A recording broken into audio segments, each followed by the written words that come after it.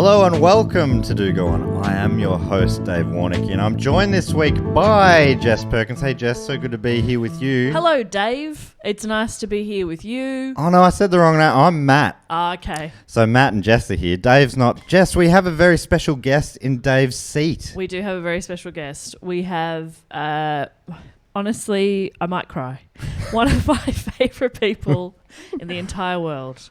Actor, singer, comedian, all-round icon. We're up to quadruple threat. Yeah. She can dance, she can cook, she can drive a car. It is Michelle Brasier. Toot toot!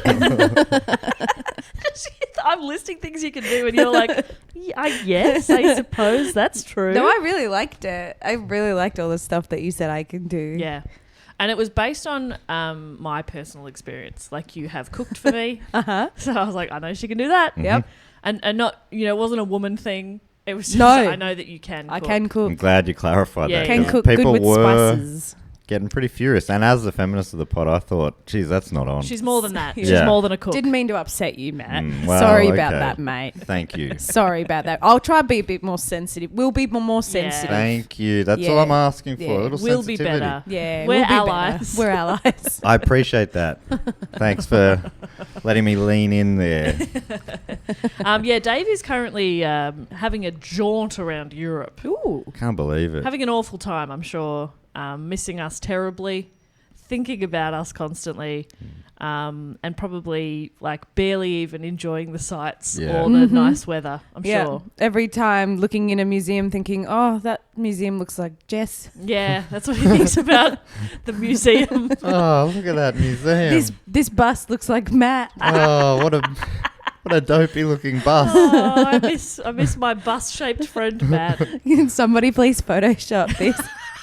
I'm a I'd museum. love that. Toot toot. And I'm saying toot toot now. Oh my Now God, it's you mine. can't take toot toot. There's so little I have. Sorry. You drive a car, you cook. There's so many. But what am I going to say when dinner is served? What am I going to say when I get into my car? Okay. You can have toot toot back. Thank you. So Dave's in Europe, but Michelle, I believe you're about to be in Europe as well. I am. I absolutely am. I'm going to the Edinburgh Fringe for the first time since the pandemic. I think maybe, did I even meet you at the Edinburgh Fringe? Probably in like 2014? 2015. 14? Yeah, probably. That makes sense. A Gilded Balloon or something like that. Yeah. Yeah. Absolute Yeah, treat. Maybe. It's funny, actually, nobody remembers where they met Michelle. That is true. That is Yeah. true. I have no idea. Yeah. Most people have no memory. I remember walking through a park with you and Auntie Donna Oh. and Demi maybe. I remember also walking through that park, and that was one of the first times. You don't I don't remember you. I've no. just wedged myself. I've never met into you. it. But it's lovely to meet you, Matt. It's so I was good. walking through that park alone. No, I do remember walking through that park. We got stopped in that park. And that was one of the first times that I was like, oh, people watch Auntie Donna overseas. Because people would come up to me. And at the time, I think we'd done a video where I played a person called Susan, and I yelled about a Kodak disposable camera, and people were yelling Kodak disposable camera and Susan at me. And I was very confused because I was like, we're not in Australia. Why do you know me? Do you get the internet over here? Yeah, I didn't know they had the Wow. internet, but they do. They've got it. Yeah. They've got it. And They it's- got I it think pretty it's- quickly, actually. Yeah. I think it only Wow. took them 3 or 4 years after us. I think so too. Yeah. Yeah. That's yeah. great. Pretty That's good. great. Europe needs the internet, I think. Yeah. I agree. It's like they don't know this, but the world's getting smaller. And the internet's doing that. We can connect. We can connect. On the World Wide Web. We can connect on the World Wide Yeah, Web. the information superhighway, I dubbed it. We can. Yeah, as I was saying to Jess, I will be apart for her birthday, but I will promise to write on her wall. Yeah, I have Right on made the that very Facebook clear. wall. You must write on my wall. I'll write on Well, the that's wall. so good that there's internet over in Edinburgh. So you're going to Edinburgh Yeah. not as a punter. I'm going as a performer, an artiste, Ooh, if you will. Fantastic. Which yep. show are you taking over there? Average Bear. Average Bear. The Award-winning. award-winning. Yes. Just a few weeks ago, won the Green Room Award for Yes. Best Writing. Yes. Thank you Yep. very much. Thank Which you for feels notice. like a little backhand about the performance, doesn't it? Don't you think? Best writing. Performance. Ooh, yucky. Yuck. But do you feel okay about that because you also wrote it? I do feel good because I wrote it, yeah. It got nominated for Best Show, Best Writing, I got nominated for Best Artist. Oh, that's good. and Best Musical Direction. Wow. And I won 1 of 4. So I don't know how that... But I also won Director's Choice at Sydney Comedy Festival. And I got nominated for Best Show at Melbourne, but I didn't win that. So it's hard to know I think if I'm good or no. Well, I I'm think getting If you don't nominated, win, I surely. think you're bad. Yeah. I think if you don't win, bad. I think so. Don't come. If I you're think listening, it's oh my just God, an don't honour. come.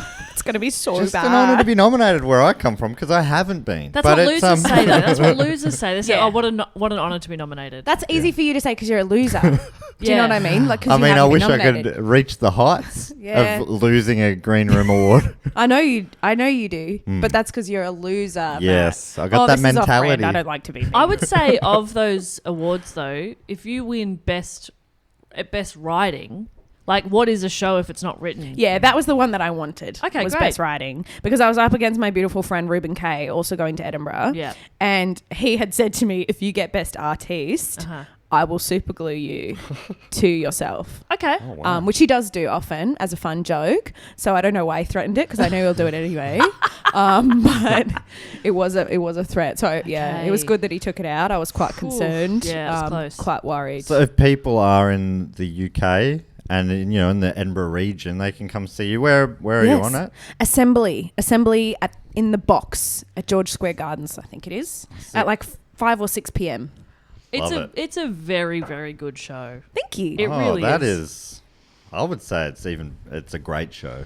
It's a great show. It's an amazing show. Oh, thanks. I'll take your great. I think it's And an I'll rate- exquisite show. I think it's an extraordinary show. I think it's the best show that has ever been written. Now we sound sarcastic. It is genuinely a very good show. I've seen it a few times. It was filmed for Paramount Plus. It was, but it will be slightly different when you see it live because there are certain things that you cut for the filming and things. So it'd be good to see it.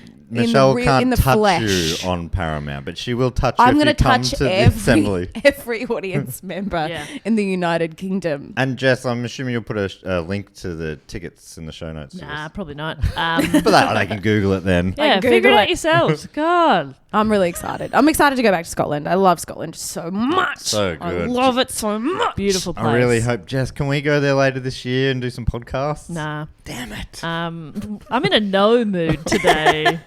I would absolutely love to, but I would urge you not to say that on the podcast. Well, you've got And get editing You'll be right. promising. Get people's hopes up. If you don't edit it out, then people can assume we're going. If this is in, we'll see you soon. But Buy your only tickets. it depends on how many tickets I sell. Yeah. Yes. If I'm the There's a canary in the threshold. coal, We're not going to say what it is, Yeah, but if Michelle hits a 100%. certain threshold, which is 100%, 100%. Then you'll come. then we'll make some calls. Yeah. Yeah. Okay. Yeah.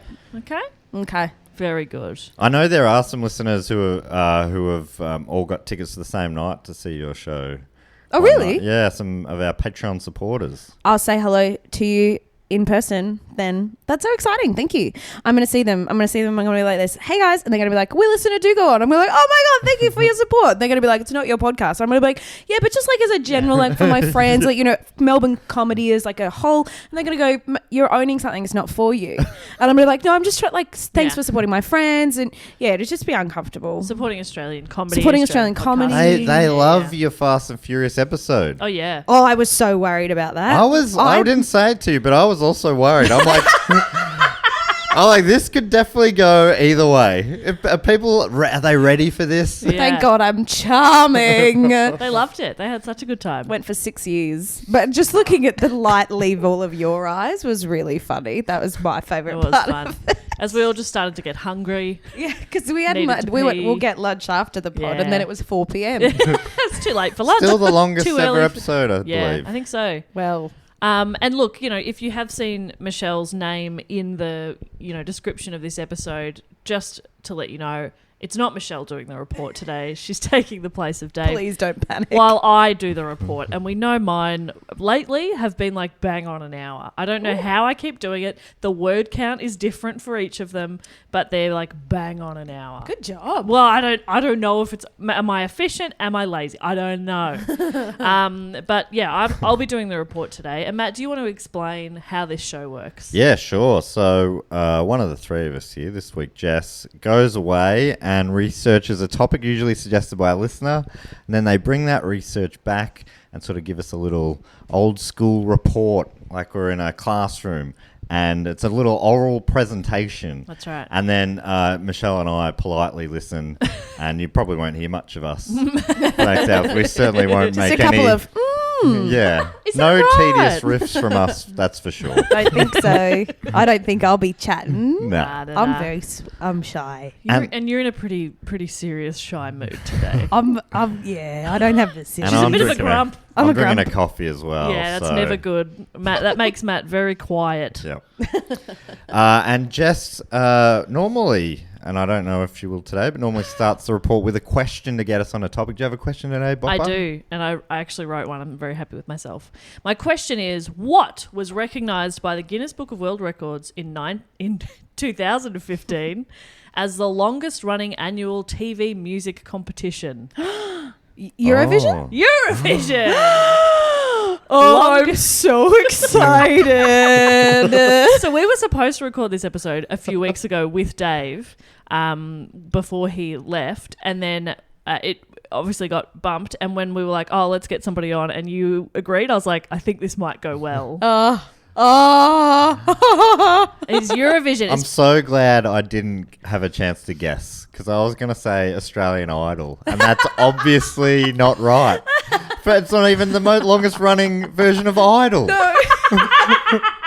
Just the first one. X Factor. And you said Eurovision, I'm like, oh. Yeah, yes, that makes That's definitely it. 2015 is the longest running annual TV music competition. It's quite a specific category, isn't it? It's specific. It's an annual TV music competition. It's been suggested by so many people. Amelia Lennox, Dee Dee, Keely, Billy, Samuel Sebastian, Evie Morris, Faison Moe, Braden Douglas, Laura Lane, Sheridan Hillman, Steph DeBorn, Ute Martins, Chris Williams, Hayley Davidson, and Philip Galsgaard have all suggested Eurovision. I think shit. quite a few of these suggestions came in around the time of the Will Ferrell movie. I love that movie. That was a romp. That was a fun romp. Yeah, it was- And people need to stop taking themselves so seriously. Enjoy the romp. Romps are fun. Oh, did that got shat on a bit? Yeah, it did. Oh, that's fun. I loved it. It was I was in an isolation, I think, at the time, and I'm like, this is exactly what I need. It was so Perfect. perfect. Perfect for sick. Yeah. I watched it one night when I was making homemade frozen margaritas. Got completely shit-faced. Do not remember most of the film. And it was one of the nights, do you remember when we had, like, our web series was coming out? It was also in a lockdown. And we had, like, the episodes came out on YouTube, and we would jump in there and do, like, chats with people as we watched an episode. Yeah. I was wasted. I have no idea. I don't know if what I said. I was very drunk. I don't think I noticed. I gave myself alcohol poisoning that night. Oh, Did you really? shit. Yeah, it was really bad. That's amazing. Thank you so much. Wow, Jess. Cool. That's actually cool. really badass. What I mean is I did not remember the movie very much, and then I started to rewatch it the other day, and I was like, this is a romp. I'm sure I enjoyed this the first time, even though I didn't remember what had happened. So fun. I'm going to have to watch it again after hearing this report, because Yeah. I imagine I didn't get a lot of references and stuff. Yeah, quite possibly, yeah. Did you notice all the cameos? No. Well, I don't. You don't watch it. I haven't really seen. I've seen, the highlights. Like, I Yeah. remember the Viking metal band. Yes. Oh, yep. yep. Voltron or something. Yeah. And Age of Ultron. Age of Ultron. Yeah. And yeah. There's a lot, There's a lot of... look, it's been going for quite some time. There's a lot of some pretty wild and fun things that have happened. Michelle, you're a Eurovision fan? I love it. Yeah. And We've lost him in thought. What is it? someone M. And Dami M. Dami M. Australia having And my contestants. my Guy beautiful Sebastian. friend Montaigne. Yes. Oh, represented Montaigne's in Australia. the Couple last times. one. Yeah, Oh, absolutely robbed by the lockdown year because that was a cracking song and a cracking. Yeah. Anyway, I'm fine about it. It's all Although right. we probably shouldn't be in it. It's not fair. It's weird. It is. It is weird, but they're just being inclusive and nice. Yeah, it's lovely. Which They're is like, oh, okay. you guys like it? You can be in it. Do you want to have a go? It's so nice to give us a go.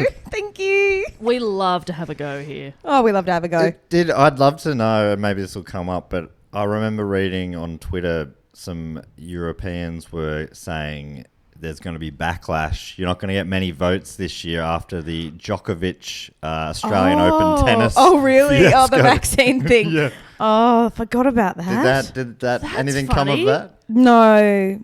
I don't think so. That's Yeah, that really was- funny. To be Yeah, like, you'll pay on the On Eurovision Eurovision. stage. Eurovision gets very political at times. Very political. Yeah, Yeah. apparently, like England never does well because everyone hates them in Europe or something. Or have I made that up? No, Yeah. that is a fair to say. But it was a different year this year. A different year. But then anyway, Jess, you please Yes. you tell us. This And is a I'm not- long preamble. I'm not going like through the results year by year. Oh, well, what are Why? we even What is doing? this? Not a Michelle Brasier blow by blow? Fuck Okay. is this? 1972. I want to Here we hear go. every competitor from cars? every year. So, I mean, Eurovision, obviously, a massive topic spanning several decades, and you could just choose one small part of it and do a full report on it. And it's also a bit of a cult favourite. People are incredibly passionate. It's been happening for such a long time that it can be a bit daunting to try and dip your toes in as a new audience member. If you've never watched Eurovision, and I don't think I have, like, sat down and watched an entire Eurovision, or I've just seen lots of bits and pieces, but that's the thing, it feels daunting. It's intimidating because of the gatekeepers like Michelle. Yes. who I'm is not like, a gatekeeper. Do you name the last 3 winners of Eurovision? Yeah. Otherwise, you're not coming to my Eurovision party. Exactly right. That's what Michelle said Dress last up time. as an what iconic I'm always Eurovision act, or get the fuck out of my house. Name 3 of the cameos from Will Ferrell's Yeah. movie. I don't know that much about it, but our friend Rosie knows more than me. Yeah, She's yeah. really good at it. And She's Rosie, good at well, that's the thing. Rosie will Eurovision. invite you to a Eurovision party. Yeah. And I'm always like, oh, I would love to, but I'm scared. It's okay if you don't know. Yeah. You just come and you just watch it and you enjoy it. I've found that with most of those intimidating worlds, the people who love something, they're normally, once you try, they love inviting new Of people course. into their passion. Yeah, yeah, But it's that's so what funny. a cult is for. It's happened so many times where I've been like, oh, I'm so sorry. When I did the show about beers, I'd say it to all the brewers. I'm like, I'm Yeah. doing this show. I'm slightly embarrassed that I'm not really a beer expert. They're like, no, it's fine, And I'm like, I don't know I can't tell you what tastes these are. And they're like, it doesn't matter. You like it or you're not. That's what's important. Yeah, exactly. And that's like, that happens everywhere. The art show we've just Yeah. been filming, everyone, I'm like, I'm so sorry. I'm talking to this art expert. And like, it's fine. It's great that you're taking an interest. Yeah. I'm like, yeah, it's fine. I have to learn that lesson every time. That's yeah, right. you just got to go for it. I'm very much one of those people who just ask. I'm just like, come on, I want to learn about the thing. And they're Yeah. like, I'm just an 11-year-old. That's my general approach. And I think it helps. It's a good approach. And also, I think, what I learnt on the Riverdance episode of this podcast is that sometimes when you care too deeply about something, or it is tied so strongly to nostalgia, that sometimes you can feel a little defensive or attacked when people make jokes about it. So just to any people out there who are like Eurovision diehards, you absolutely love it. It is very important to you. We are talking about this as 2 people who know nothing about it and 1 person who knows a fair bit, and we love it. But it will be lighthearted. I just say that every time now because that Riverdance really broke me. So yeah, I think what I've I don't done. remember that at all. People will Of course still you don't. bring it up as it was like traumatic to listen to, Yeah. hearing your heart slowly break. Yeah. But I just don't remember it being like that. Why would you remember it? Why would you remember my heart breaking? Yeah, just I feel like I have some empathy, but I don't think I noticed or something. It was such a long time ago. and it was such a It long was time ago. 6-ish years ago. I don't really remember it either. But so what I've done with the Eurovision is I've split it into a bunch of subcategories, and I'll explain how it started and how it's changed over the years, and some fun stories about the drama and controversy and triumph, and I'm going to get in as much bonkers stuff as I possibly can. So hopefully this will be a pretty good introduction to people who haven't gotten around Eurovision, and for passionate Eurovision viewers, I hope you can find some joy in hearing us who've never watched it learn about it for the first time. Hell yeah. It's an interesting name. Looking forward to finding out how they got to that, because it's like a music competition. Euro, you're like, yeah, Europe, even though Australia's involved. But Vision, you feel like that'd be a movie festival or something. Yeah, A silent movie festival at that. Because it's on telly. Is it? I'm learning so much already. Yeah. This is going to be very exciting. So the idea to organise a pan-European musical competition was born at a meeting of the European Broadcast Union in Monaco in 1955. They wanted to unite European countries after World War II, and inspired by the San Remo Music Festival in Italy, it was decided that the first ever Eurovision Song Contest would be hosted the following year in the Swiss resort of Lugano. I don't know how to say that. I should have looked it up, but that's how I'm saying it. Sweet. Well, I'm actually 1/4 Swiss Italian. Yep. So 1/8 Swiss. Say it again. I'll It's Lugano. Lugano. Lugano. Yeah, perfect. With an Italian accent, that's Yeah. how you say it. Lugano. It's close to the border of Italy, I think. Lugano. Am I right? in saying Yes, yep. that? So there you go. There would have been probably Italian speakers there in Lugano. Okay. 1956, still very early days for TV, so the first ever contest was primarily a radio broadcast. And it was called Eurovision? Well, yeah, What the fuck is going on here? it's had a few different versions of the names across. I didn't think you'd be quite so obsessed on the name, so I saw that bit of information and was like, not as relevant. Okay. But it's been called a few different things, but yeah, it's been called Eurovision for a while. So 7 countries participated in the first ever Eurovision. Do you want to have a stab at who participated? Oh, it's got to be Germany. Yes. I think Germany when I think Eurovision for some reason. Yes, Germany. Sweden. No, Sweden. Italy, Italy, yes. England. Nope. Switzerland. Yes, because it's in Switzerland, Okay, so that's good that that's they're good. participating. Oh, what else is around there? Austria. No. France. Yes. That's a good one.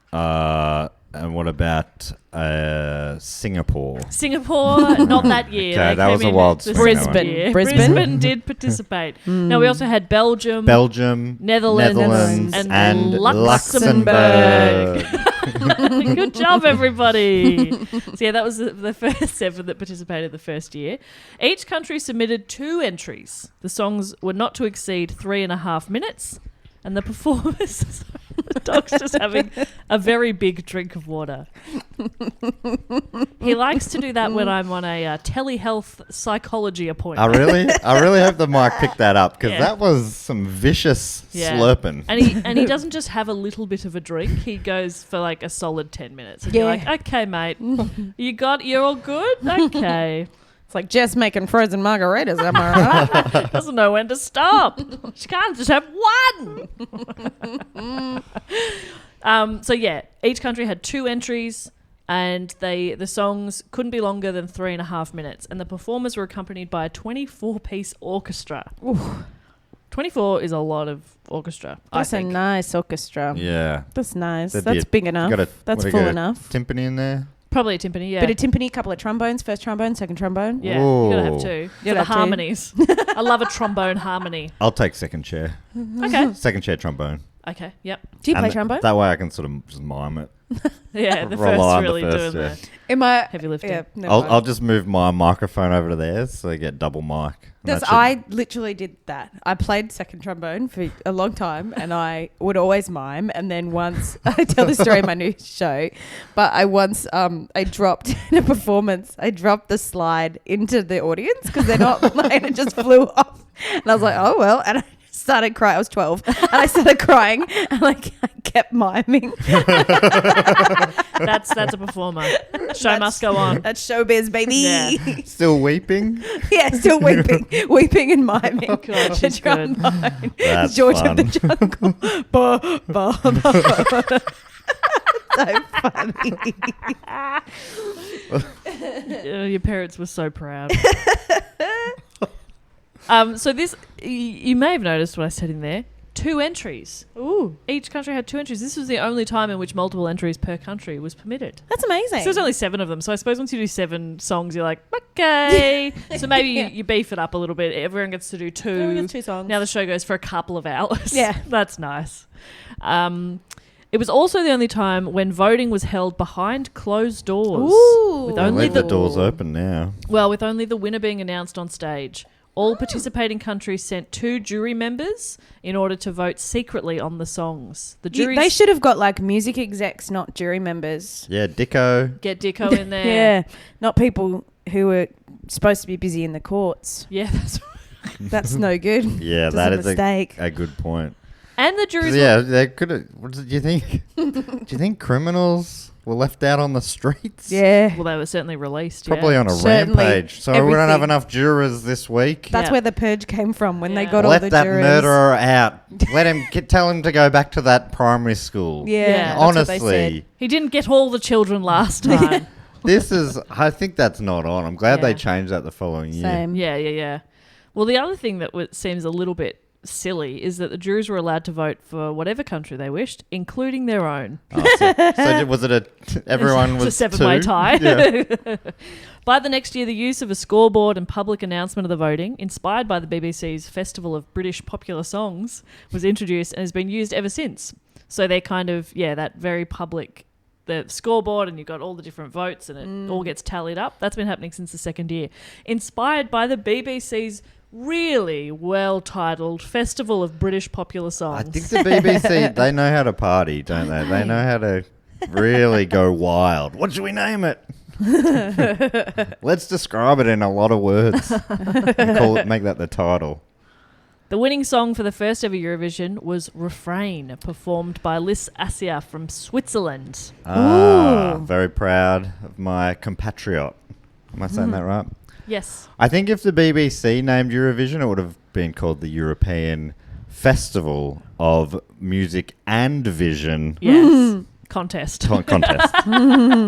That's nice. Yeah. That's nice, actually. Colon. Enjoy yourselves out there. Yeah, everyone have This a good is time. for fun. Yeah. All The- credit to the boys. All credit to Yeah. the boys. Go out, give 110%. Doing our best, and Had a hope you couple are of too. difficult decisions from the ref out there, but good on you for staying civil. The boys. I love the Not boys. making excuses, but a few didn't go our way this week. So yeah, the host was Switzerland, the winner was Switzerland, and Liz is the only Swiss contestant to have ever won the Eurovision Song Contest, as Switzerland's only other winner was a French-Canadian performer who I'll talk a little bit more Oh. about later. Okay. French Sneaky. Canadian. Who could it be? Could it be Chips and gravy. Chips and gravy, it's poutine. It's poutine. Poutine. I didn't want to spoil it, Just on the stage. but yeah, poutine Everyone won. looks at poutine for a bit. Poutine Yeah. for Switzerland. Poutine for Switzerland. Everyone's saying it in the streets. It was actually really beautiful. It was a very moving performance. Yeah. Oh, God. The orchestra doing a lot of the heavy lifting on that one, but yeah, beautiful piece. So a lot of changes were made in the early years of the competition, and it grew quite quickly. The second year, 1957, Austria, Denmark and the UK joined the contest for the first time, along with the 7 who'd competed the year before. And the contest was held in Frankfurt in Germany. Don't know why I said it like that, but I did. While TV was on the rise, this contest was still primarily broadcast on radio. And in contrast to the year before, duos were now permitted in the contest. Exciting stuff. What do they Big have? stuff. The white stripes? White Stripes were in there. Black Keys. Black Keys are in there. Sonny and Cher Sonny and were in Cher there. would have been there as well. Popular comedy duo Annie and Lena. Annie and Lena were in Martin there. Malloy Martin were there. Malloy were there. Steve- Steve, Drive Martin, show. Martin Short. Yes, they were there. Bert Newton, And- second bananaing to Graham. the King, Graham Kennedy. Yep, they were there. Daryl Summers and the Puppet. Ozzy Osbourne, or Ozzy Ostrich. Ozzy Osbourne he and the was Bat. not there. Ozzy Osbourne and the Bat were there. That's why you're thinking. But they were both there, yes, but in separate Yeah, duos. separate duos. Anyway, so yeah, lots of duos. Tony Lockett kicking it. Or Nicky Wimmer kicking to Tony Lockett. Yeah, and that was On their the performance. lead, yeah. It was beautiful, actually, yeah. poetry in motion. God, they're good. History was set that year by Danish duo Bertha Wilkie and Gustav Winkler, incredible names, who shocked the audience with a passionate kiss at the end of their performance. Yes. Ooh, Which mama. remains the longest kiss in the history of Eurovision. Love Whoa. that. I love It's that. the second year. How European. They had a passionate kiss at the end of their song. I'm obsessed with that. Hopefully it was a love song. Otherwise, it would I be hope it so wasn't. out of context. I hope it was like funny and silly. Yeah, hopefully it was like a song trying to incite war, and then they kissed at the and end. then or they made something. out. Yeah, That'd like be a fun. sexy war, Yeah. which would have been great around that time. Let's have Trying to make war sexy. war with our mouths. Yeah. Oh, yeah, I missed the year. What? This is 57. 57. Oh, good year. A great year. Australia got TV the year before. That's right. But yeah, like we had they had TV, but it still wasn't like one in every household. You know, it blew Right. up quickly, but not that quick. Yeah. So yeah, it is being filmed, but it's only being broadcast on like one or two countries, and it's mostly radio at this stage. I read that the long kiss happened because a member of the production staff forgot to signal that the kiss should end. Oh, So the they just choreographed kiss. got their eyes open and they're looking. They're like, "Is it no? Keep going. Okay. No, it said keep going." The producers doing that stretch Yeah. motion. And they're like, do we do that with our saliva? With the tongues? Is that a tongue thing? Okay. Germany's entry, performed by Margaret Heischler, featured a telephone during the performance. The first gimmick to appear at the Eurovision Song Oh, I Contest. didn't know they did gimmicks. First of many. The first of Telephone, so what a many. gimmick. It'll never take off. Yeah. They were like, ugh, look at this. The first time... this time, the rules on the length of song were also loosened, so there's quite a contrast in length of songs. The UK entry was like a minute 52, whereas the It's Italian... like a punk song, was it? Yeah, the Italian one went for 5 minutes. Love it. And even though the rules suggested that a song shouldn't exceed 3 minutes, the Italian entry wasn't disqualified despite heavy protests. Yes. The incident led to the restriction of each song to last a maximum of 3 minutes. And unlike the previous year, national juries could not vote for their own song, a rule that still applies today. You can't just all turn up and vote for yourself. Yeah, I We think that's did a really good well. rule. All credit to the boys. I'm going to give all of my points to Australia, I think. Yeah. Just thinking about it, No they were bias. really They were good. just very good. Like the little dances. I like the jackets. They got good jackets I on. just think I got good jackets. I came here with an 10 open points. mind. I Yeah. was really thought, I wouldn't be voting for Australia, Yeah, but if anything, I, as an Australian, hate Australia. But if bloody anything, hell. I'm harder on Australia than Yeah. anyone else. But yeah, they were just easily the best in my opinion. they moved me Yeah. And they're my housemate. and my son. I didn't want to make it awkward, so The Netherlands won the second Eurovision Song Contest, and Dutch TV was the proud host in 1958. It was the first time that the winning country from the previous year had hosted the contest, and that's been a tradition over the 6 decades, with a few exceptions. So there have been 6 previous occasions in which a different nation has stepped up to host, and it's often for a very similar reason each time. So as the inaugural winner of the contest, Switzerland was invited to host in 1957 as well. However, they declined because they just held the first one in 1956 and they didn't want to host for a second time, so Frankfurt took it. Similar reason why in 1959 the Netherlands didn't host the 1960 contest. They'd hosted only a couple of years earlier. So the UK steps in and hosts in 1960. The BBC in the United Kingdom stepped up again just 3 years later when in 1962 winner France declined to host due to the financial constraint of having just hosted in 1959 and 61. So a lot of the time they're like, we just keep winning. Yeah. We Help. just hosted it. we and just like, want to share it around if that's okay. yeah, there's a lot of there's like a lot of criteria, and it's a lot of money goes into hosting and Yeah. having a place big enough to Yeah, right. facilitate. Is it like a tourist thing? Do people come Yes. Yeah. from around the world to visit it? Yeah. Yeah, right. One and day also I'll go. it brings a lot of like, it's not just performers coming over, then you've got like all the TV crews from every country, you've got judges from every country. It's like, it just brings a lot of people. So you got to have the infrastructure to hold the show, but then also accommodate all those people. And yeah. Is the telecast live these days? Like, if you go there, would it feel like you're just enjoying a show, or is it more like a TV production where they're like, all right, hold there. No. We get another round of applause. I don't know. I don't think it would be like that when they do like Well, when we were filming Mad as Hell, it didn't feel the same as the Eurovision vibe. Right. No. I think it is live. I think so, yeah. Or, cool. you know, Yeah, that's great. potentially a slight delay because you have to watch it at like 2 a.m. Yeah. in Australia. That's not just because that's the only time SBS can squeeze it in. It's quite a long show, so we've got to really... I wish you'd given us a little more warning. Got to wiggle some stuff around. In 1971, the winner Monaco were unable to meet the demands of hosting the competition, including finding a suitable venue. So the 1972 contest took place in the Scottish city of Edinburgh. I love Edinburgh so much. The best. Gosh. So you could go... What's the venue? You could go get a photo Probably out the front. Assembly George Square Garden. Probably, I probably think, yeah. probably the box.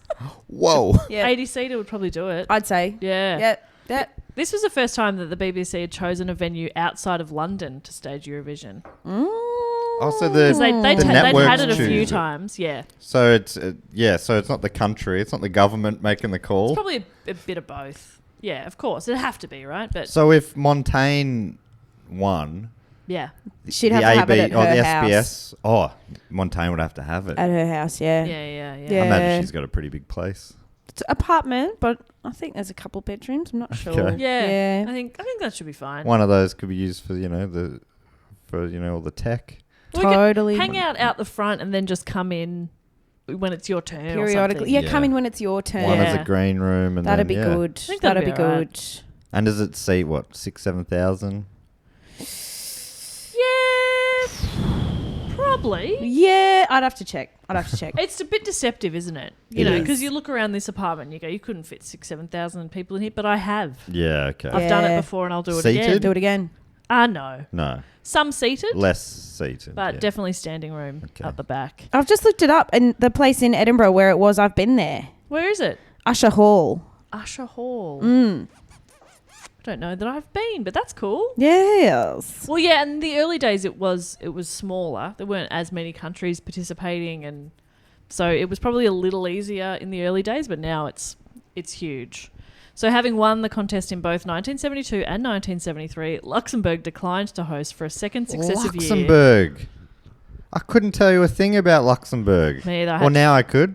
Back-to-back winners of Eurovision. That's right. And it's a fantastic name for a country. It's great. Luxembourg. Yeah. So good. They're like, we can't host it again. We're busy. Serious? So BBC again took over, and then this time they hosted in the seaside town of Brighton.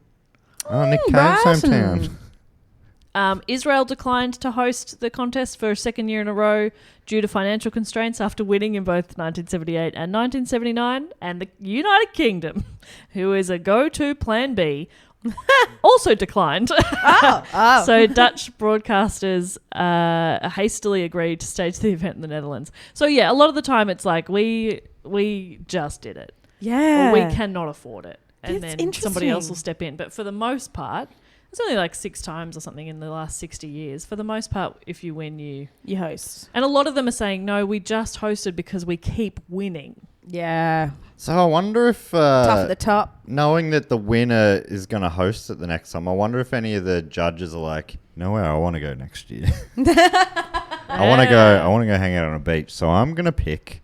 Yeah. Is Hawaii... Have they got a... Hawaii got an team? entrant. Fiji? I want a beach. There's also an interesting bit of drama after the 1969 NICE contest. The contest, which was held in Madrid, famously had joint winners. And not just 2 joint winners, but 4. Ooh la Whoa. la. That's kind of half-assing your job as a judge. Isn't 4 it? out of who?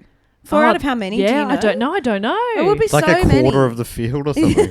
By this time, this You is feel like 1969. There's what a an few. arsehole you'd feel like if you didn't win. Oh, honestly, I was at the Green Room Awards ceremony the other night. There was like a category where there was only 4 nominated, and there was a 3-way tie. That's brutal. Dare you? I was so mad. That is I'm going to That write a letter sucks. about this. This Yeah, is no good. That's no good. That sucks. Oh my god!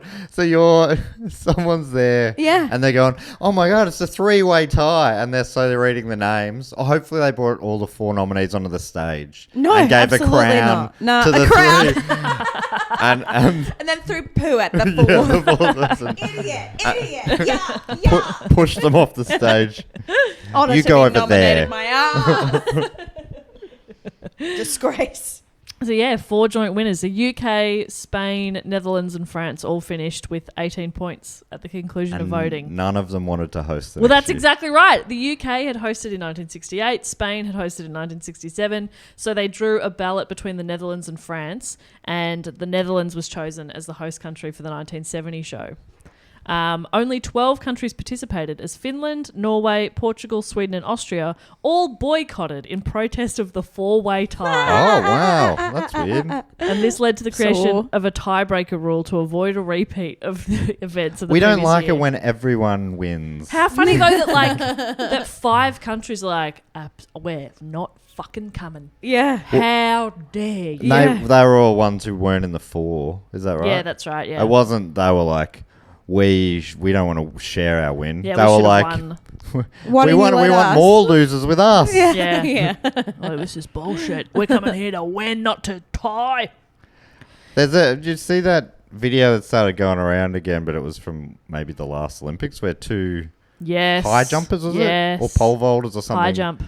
And they were like, they did a few tie rounds or something, and they were still on a tie. And Yeah. they're like, we can go into another tie round. And one of the competitors was like, can we just share it? And the guy's like, well, there's nothing in the rule book that Yeah. says you Oh, can't or yeah, I whatever. remember Yeah. crying And they're my like- eyes out about that. It's the best. Yeah, and then Bawling they just my both, little that eyes was out. lovely. Oh, like They- all friendship. I remember at the time reading that they're like good friends and they train a lot together. Isn't that so nice? So it's just like, and yeah, just I think the guy who suggests she's gonna cry again.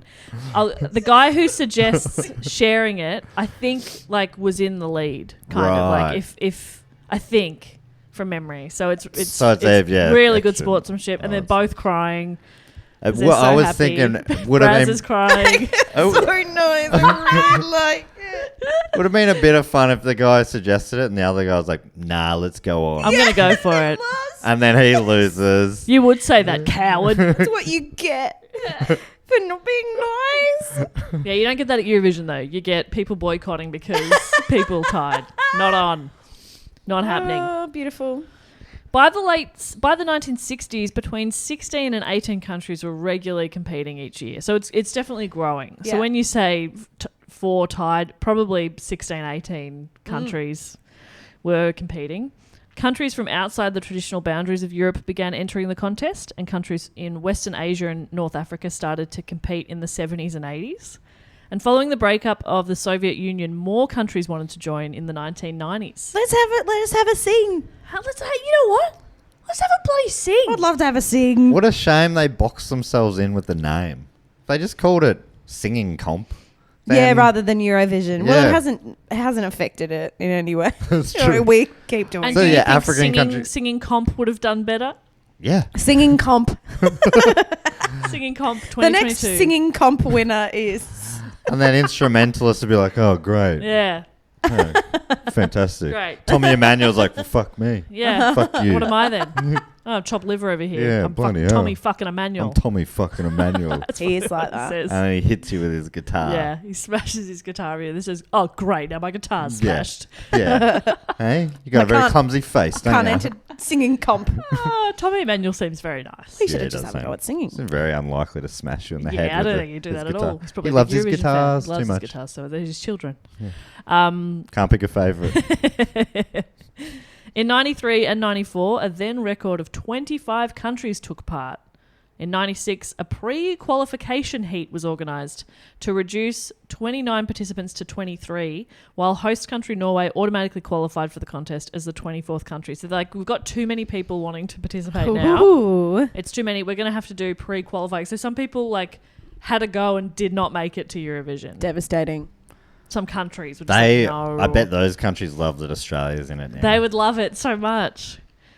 This challenge was solved in 2004 when a semi-final was introduced. Hell yeah. So growing interest led to the introduction of a second semi-final in 2008. As a result, a record number of 43 countries took part in 2008 for the first time, and this also occurred in 2011 and 2018. 43 countries. It's awesome. How many in the world? Like 1,000? That's a big percentage. I think it's about Is it 1,000. 2,000 I have no countries? idea how many I think countries there are. Dave would know for sure. He'd know He- the exact number. It's like 160 or something like that. Is it? 160 countries. Is that right?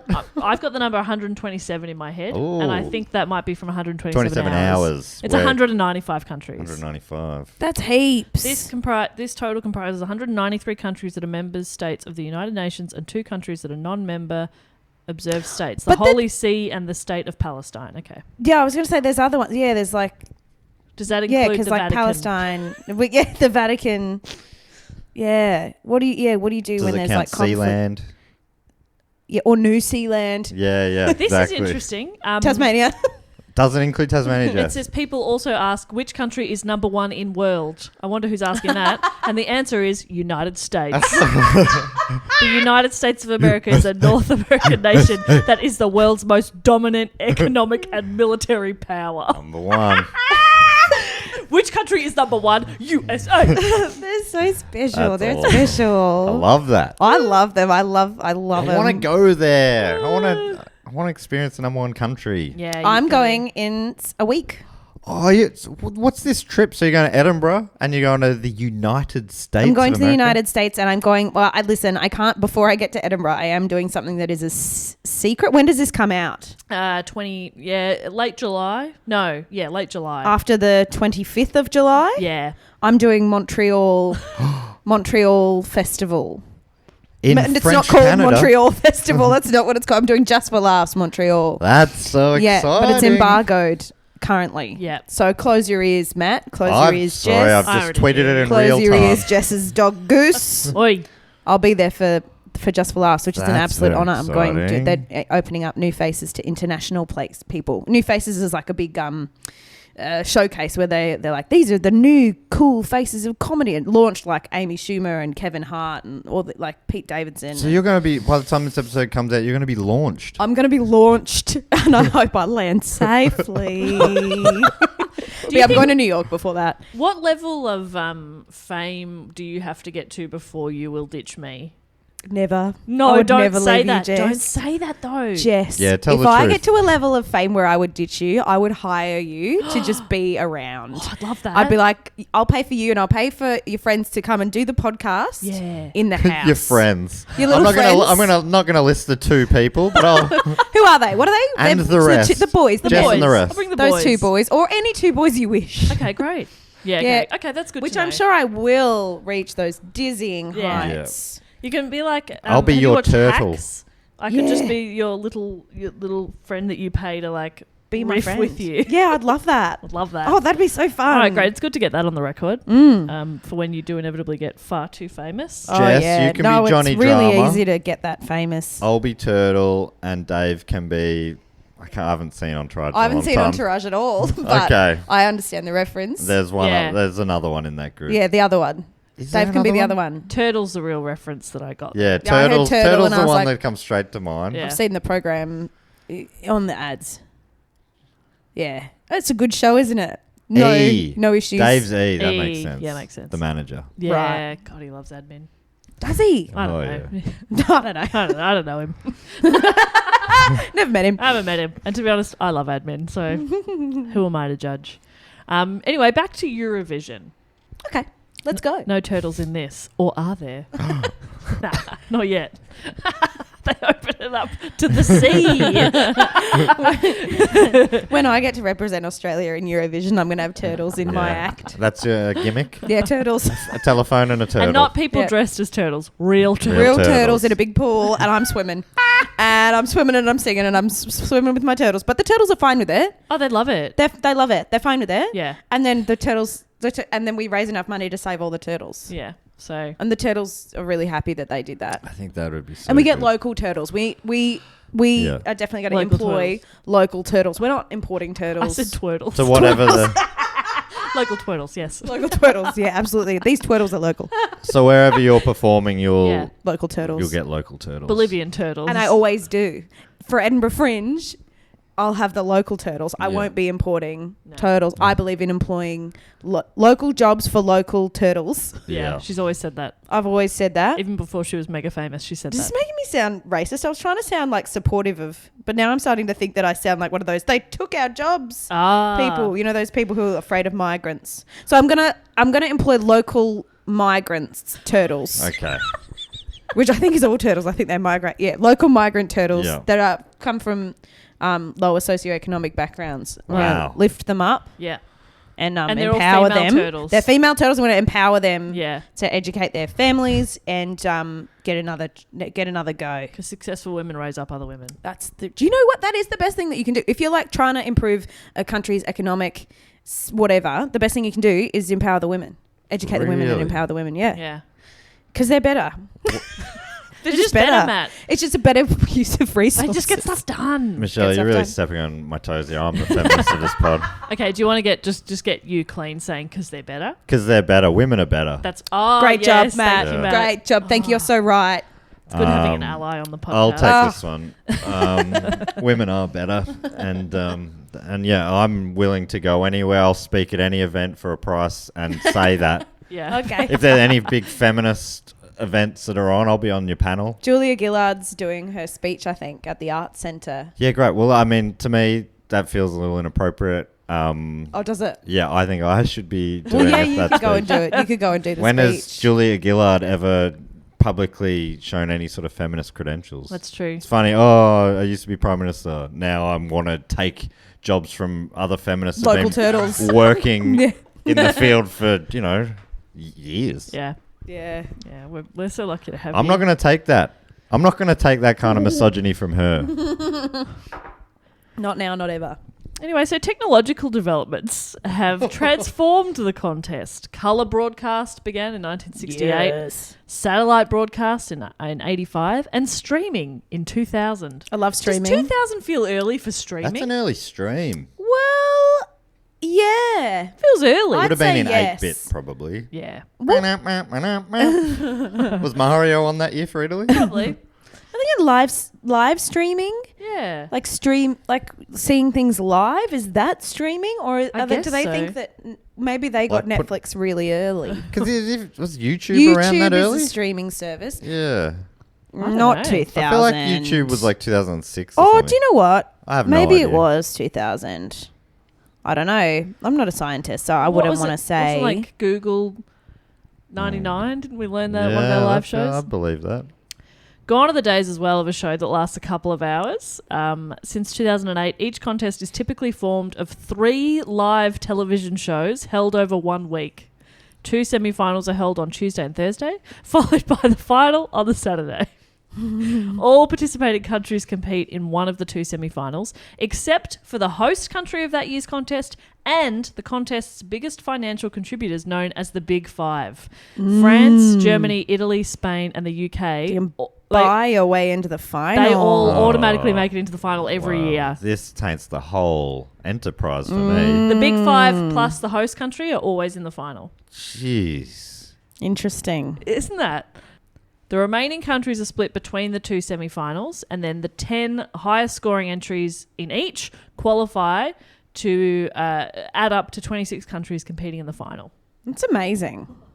Okay, so a little bit about how the show and voting works.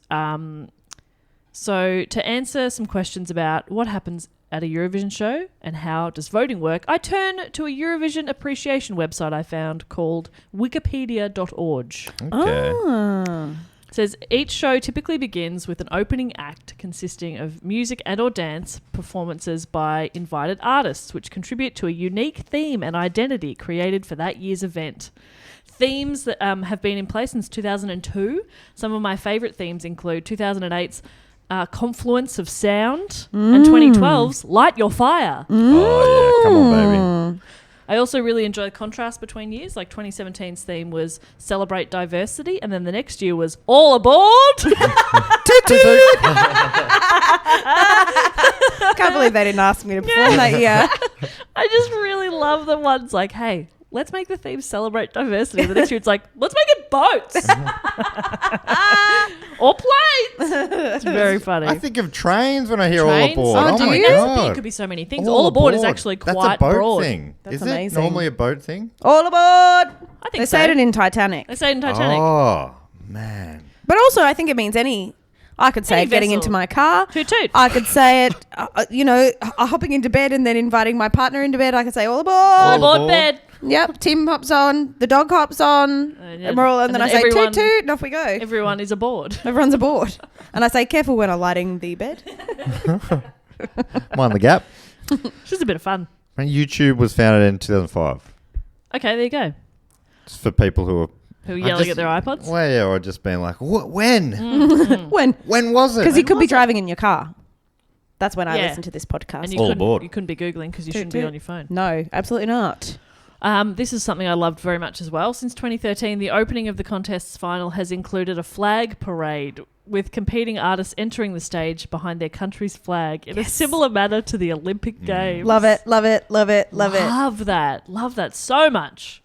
Viewers are welcomed by one or more presenters who provide key updates during the show. They're like the hosts. They conduct interviews with competing acts in the green room, and they guide the voting procedure in English and French. They need to be able to speak both. That's one of the criteria for the hosts. You have to be able to speak English and French. I love oui, that. oui. I love that about French people, that they're like, no, it's the language that we speak and you will all speak it. Yeah. Absolutely not. As they should. I love it so much. Yeah. And then English speaking people are like, oh, can't you speak English? And they're like, yes. Can you speak French, please? Fuck Yeah. I love that love that. attitude. I love the it's, I also don't speak French, so like I obviously suffer from it, but I'm trying to learn. well, yeah. I think as English speakers, we go anywhere in the world and we're like, you will figure out how to. Yeah, it's like communicate with you'll me. figure it out. It's like, no, you came to me. Yeah. You figure it out. I think that's very fair. Yeah. I did find in France, if you aren't very good at French, they don't want you to even try. I think it's insulting It's to them upsetting. that you. I think with attempt particular types of Australian accents, Matt, in particular, maybe yours, might be upsetting for you to try a bit of French.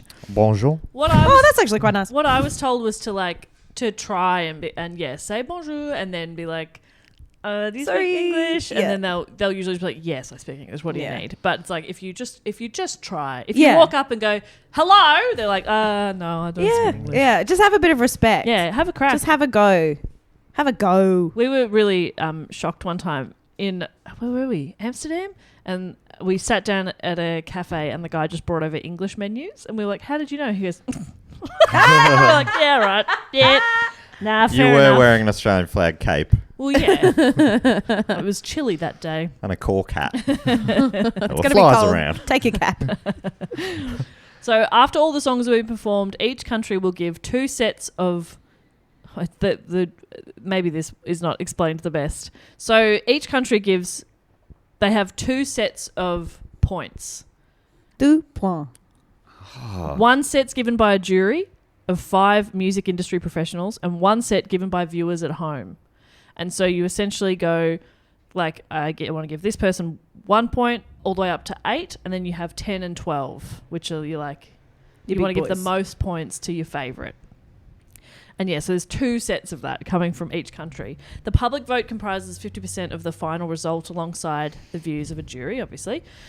The results of the voting are subsequently announced. In the semi-final, the 10 highest ranked countries are announced in a random order with the full results undisclosed. In the final, the presenters calls upon a representative spokesperson for each country to announce their jury's points, while the results of the public vote are subsequently announced by the presenters. So it's just like it sounds It's like one of my favourite parts of the show. it sounds like it goes for a while. It goes for ages, Yeah. but it's one of my And favourite is parts. it normally everyone kind of knows which way it's going by then? Or It is can it be a real surprise. Yeah, It wow. can be a surprise because it's 50-50. If your audience thinks completely different to your jury, Yeah. which has happened, it can just be like, it's definitely going this way, it's definitely going this way, and then it can go a different way. I mean, it's a pretty good indication, but like, it is absolutely, curveballs. And I'm guessing that the popular vote, you can't vote for your own country as well.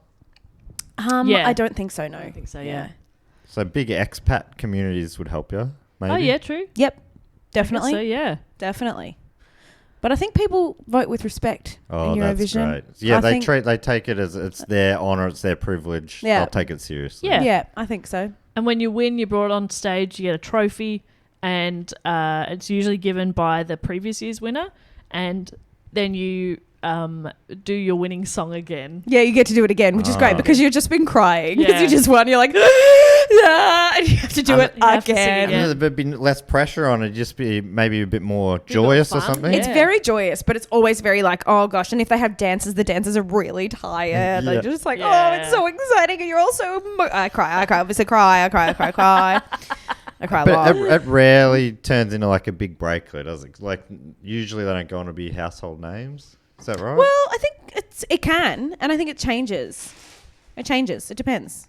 The rules have changed a little bit over the years. The main vocals of the competing song must be sung live on stage.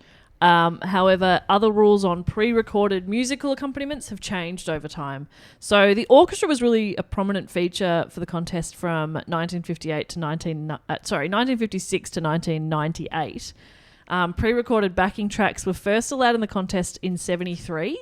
But under this rule, the only instrument which could be pre-recorded had to also be seen being performed on stage. Yeah. So, like, if you had a drum track pre-recorded, you had to have somebody on stage miming playing the Whacking drums. away at the drums. Which which is a bit interesting. In 1997, this rule was changed to allow all instruments to be pre-recorded.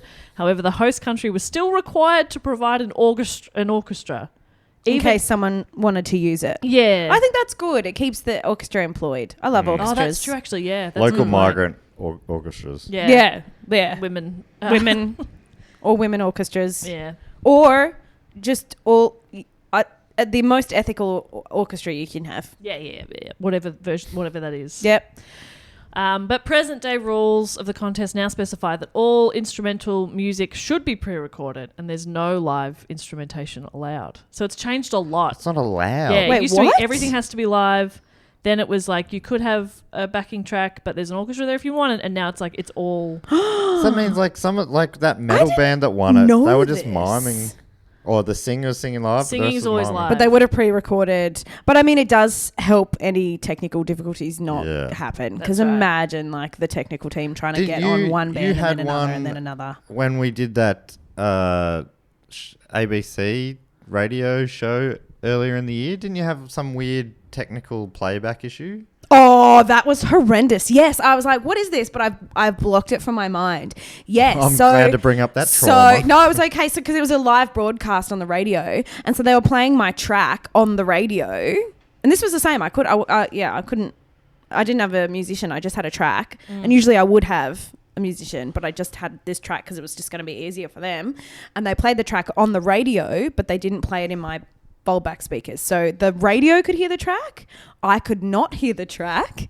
The audience could hear some of the track, but I just had to sing and it was live. And I was like, I don't know what's going on. Yeah. I cannot help you. And I just had like halfway through the song, I just had to be like, I listen, it's not coming out of these speakers that you can, like, I can't do this. I'm really sorry. disastrous. It was horrendous. Apparently heads like, 'cause rolled over the that. other brutal thing about it is that any other show, just a straight music show, people would be like, okay, she's obviously being sincere. But that kind of show, they're like, is it's this a a bit? comedy show, yeah. And so they're like, oh, ha ha ha ha, and I was Yeah, like, yeah. ha ha ha ha, no.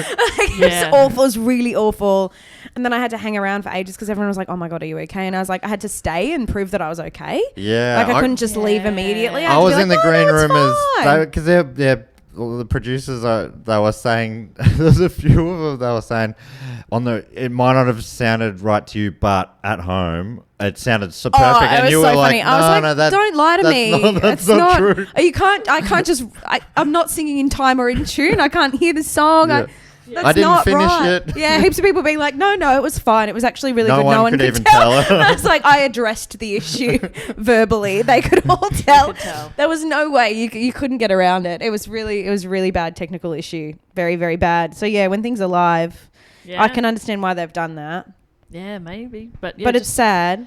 it is a bit, isn't I it? It's prefer a interesting live, how and I love an orchestra. so interesting how much. it's changed. But they'll still be paying to pre-record them, and they'll pre-record them specifically for the show. And Yeah, you'd think they'd be like a super well-oiled machine. Like, yeah, I I mean, music festivals do it, but then sometimes things go wrong. There's a big changeover time at music festivals. There's no changeover time at Eurovision. yeah, Yeah. that's right. There's a lot of time to set up. So, and before 2020, all vocals were required to be performed live. even like backing tracks and stuff, you couldn't have any vocals on a backing track. It could just be instrumentation. And then ahead of the 2021 contest, in an effort to make it a little more flexible to change following, because it had been cancelled in 2020.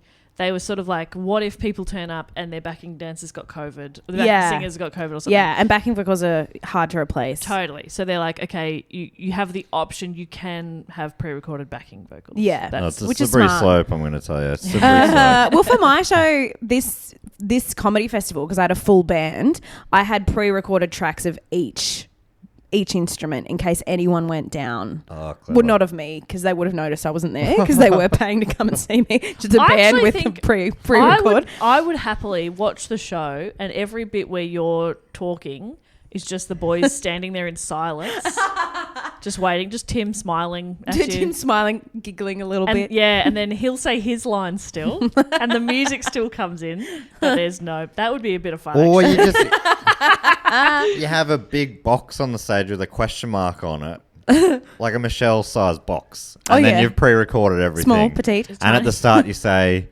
this festival, some nights I'm here and some nights I'm not. Am I here tonight? Anyway, enjoy the show. Yeah. It'll be revealed at the end. It'll be revealed and at the end. it opens the door and it's empty. And Yeah. everyone applauds. So, Wow. They'd be like, wow. Wow. Because like What happened? your charm and stage presence is like a tiny bit of No why one the show's cares so Yeah, it's good. about the writing. It's about the writing. Writing it's not that's the good. performance.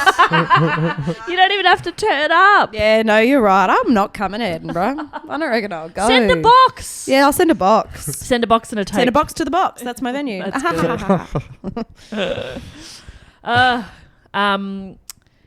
Okay. Now next is language. So all competing entries must include vocals and lyrics of some kind. Purely instrumental pieces have never been allowed. Tommy Emmanuel is spinning in his grave. He's very upset. Devastating. From He's alive, isn't he? yes, But he will spin in his grave one day. Monday. I think you can still spin in your grave. You Like you turn can in get your grave, in don't and you? have a little Oh, spin, that's and then you true. can hop back out. Hey, you wanna and take just your go grave get for a little coffee? Yeah. It's good to take it for a spin Yeah. because you don't know if it's comfortable. Got to test drive it. Toot toot. Yeah, toot toot. You're going to be there for eternity. You're going to be there for eternity. That's what I always say. Always try before you buy. You do say that. Specifically about graves. It is weird. Yeah. I'm really into them. Going to Edinburgh, heaps of churchyards, kirkyards. Go check them out. Love it. Greyfriar Bobbies. Love it. Looking forward to it. Love an old Scottish graveyard. Oh, gorgeous. Went to one in where my ancestors were, and it was just like full of Stuarts. I'm like, this is sick. Yeah, it's so So cool. good. Last guy killed for like capital punishment there was the Stuart. Wow. I'm What did he like, do? this is- No, don't worry. I don't want to know. Was it something Oh, bad? I think he was maybe too charming. Yeah. Too Like, we charming, gotta too kill this sexy. guy. We got to kill this guy. It's too much. None that of us is- other fellas have got a chance. That's really tough. They put him in a box. Yep, that's right. in a box. Didn't even let him test it out first. So Devastating. language. From 56 to 65, there were no rules in place to dictate which language a country could perform in. However, all entries up until 1964 were performed in one of the country's national languages. In 65, Sweden broke this tradition by performing in English, and a new language rule was subsequently introduced for the 66 contest for all competing countries, preventing entries from being performed in any other language other than one of their recognised national languages. So Sweden, the rules changed because Sweden was in English, and they were like, nah, it's got to be one of your languages. That's crazy. It's very weird. Oh, so wasn't that? They didn't want Sweden poaching all the English-speaking votes. Yeah. Oh, that's- Shut up. If that's Sweden strange. can speak English. Let them sing Let in 'em English. Like, sing who in cares? English. Yeah, that's very strange. It's very strange. And that happened the same year that the Saints won their one and only premiership. I know. That's wild. Wild coincidence. The language rule was abolished in 73, allowing all participating countries to sing in their language of their choice. Okay, so I want to make a case for Tommy Emmanuel. His language of choice is the guitar. Yeah, you're right. You're not wrong. He makes it sing. He does. That's true. Live. So, yeah. Well, okay, so they got rid of the rule, then they brought it back in 1977, saying, no, you can't be, it's got to be one of your national languages. So weird. And then they abolished it again in 99. And since the abolition of the language rule, the large majority of entries at each year's contest are now performed in English. Yeah, I think, I guess that Or like I sort of partially in get it English. then Yeah. why they it feels like they were stopping it from being all English, which probably maybe does take something away from the international flavour of it. Yeah. Well, you can still, like, people usually will sing in a combination. Yeah. Except for the English people. Yeah, they're Although sometimes it's very just like ding dong, ding be dong dong, you know, English. Yeah. love English. It seems it does ebb and flow a little bit nowadays. At the 2017 contest, only 4 songs didn't contain any English lyrics. And one of those songs actually won. Toot toot. Which is fun. Portugal's Salvador Sobral's victory in that year's contest was a song in Portuguese, which meant in the 2018 contest saw an increased number of entries in languages other than English. Hell yeah. A trend which is repeated in 2019. So it's like more recently countries are like, oh, we'll sing in our language. Yeah. Or whatever. Like it really doesn't matter. Sing in whatever language you want to sing in. Yeah. You do you. You do you, Oh my babe. God, yes. Thank you. Thank you for summing it up. That's exactly what I meant. You do you. In 2021, the first, second and third places were all won by non-English songs for the first time since 1995. 2021. Toot toot. Isn't that cool? Who It won is. 2021? I don't know. Michelle. No, that was last year. No. No. Secret. I'm starting to wonder It's if a you're the secret. We're I the never gatekeepers. said I was super an fan. aficionado. I You just said said you I were. like it. Yeah. No, I do know who won in 2021. Hang on.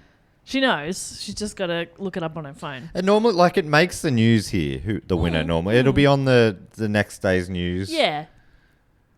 But I don't watch the news. It's something Oh, I do remember. No, yes, it was Italy. And it was, that was amazing, actually.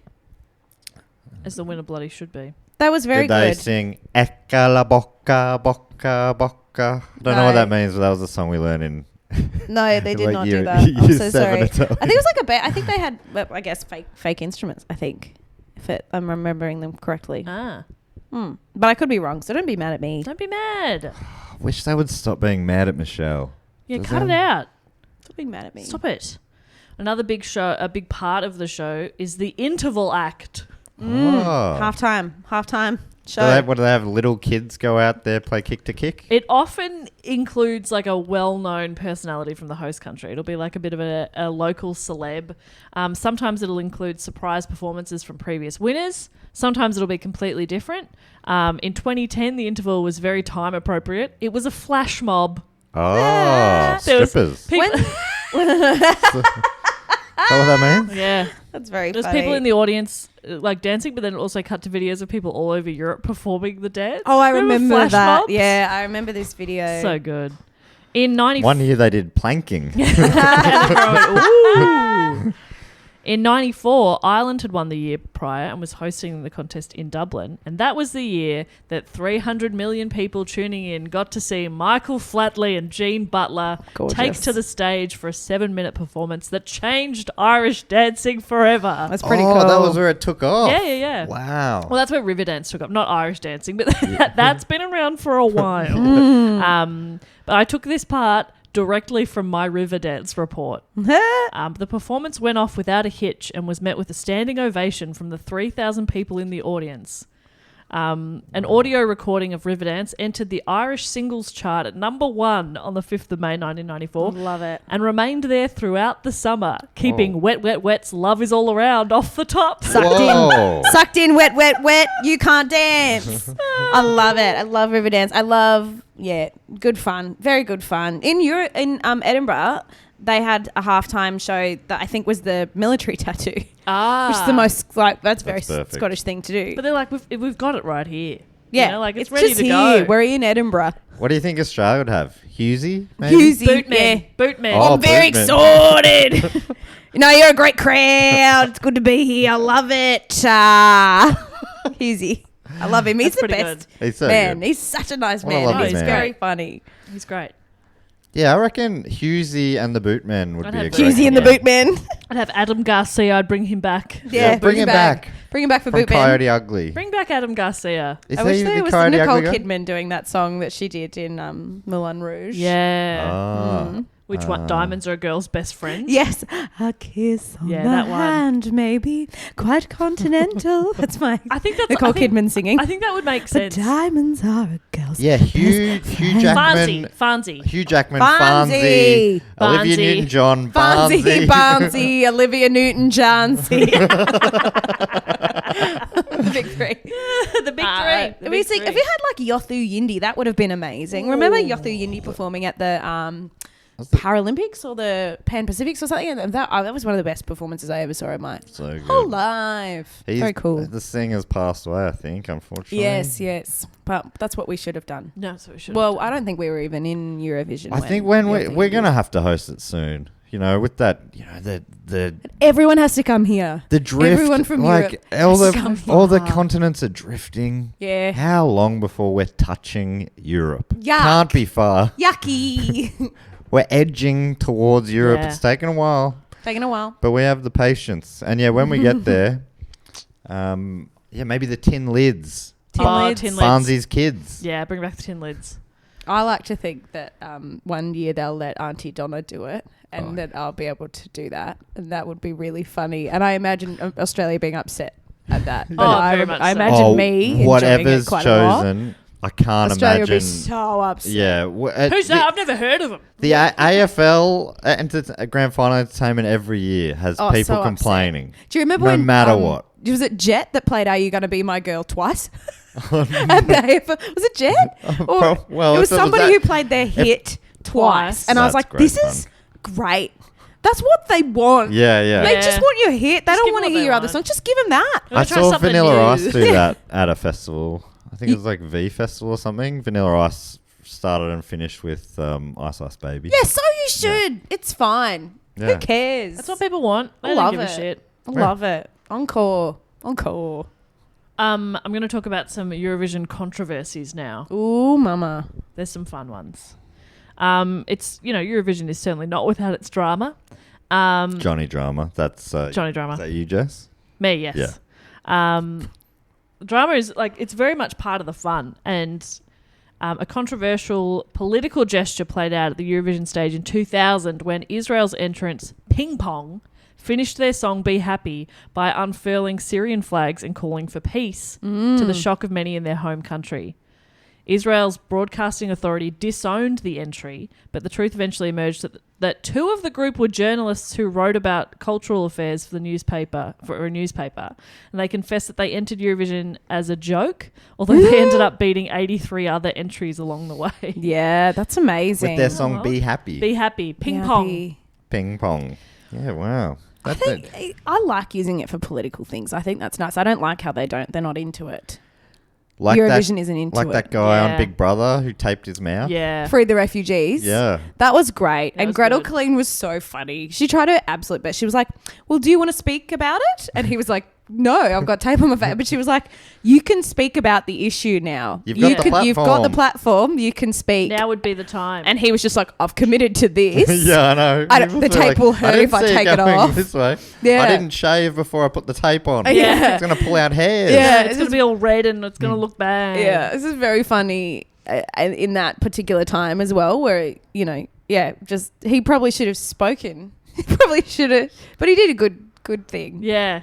And it's very interesting how, I was watching a documentary. It was a BBC documentary, so it was very much focused on the English entrance of each year. But they were kind of talking about, there was footage of this old guy, and it was black and white footage, so it was ages ago. And he was talking about how, Eurovision used to be about music, and now it's just all... It was very much like the same vibe that Triple J gets of Triple J was good when I was within the age bracket that it's designed for. Yeah. And it's no good anymore because I'm older. And you're like, This is everything. Of course. They do that at footies or what? People think 90s. And people hear this now being like, but it was better in the 90s. I think, well, in other ways, it's just changed and it's still very good. And Yeah. kids today love it like you loved it in the 90s. That's Yeah. right. But they're like, no, that's not why. Yeah. Yeah. But it used to just be one person would walk out on the stage and sing their song with the orchestra and off they'd go. And then it became more like... And somebody summed it up really well that it's there's, 40 different countries participating. and you get to the final, there's 26. That's a lot of performances. You need to be memorable.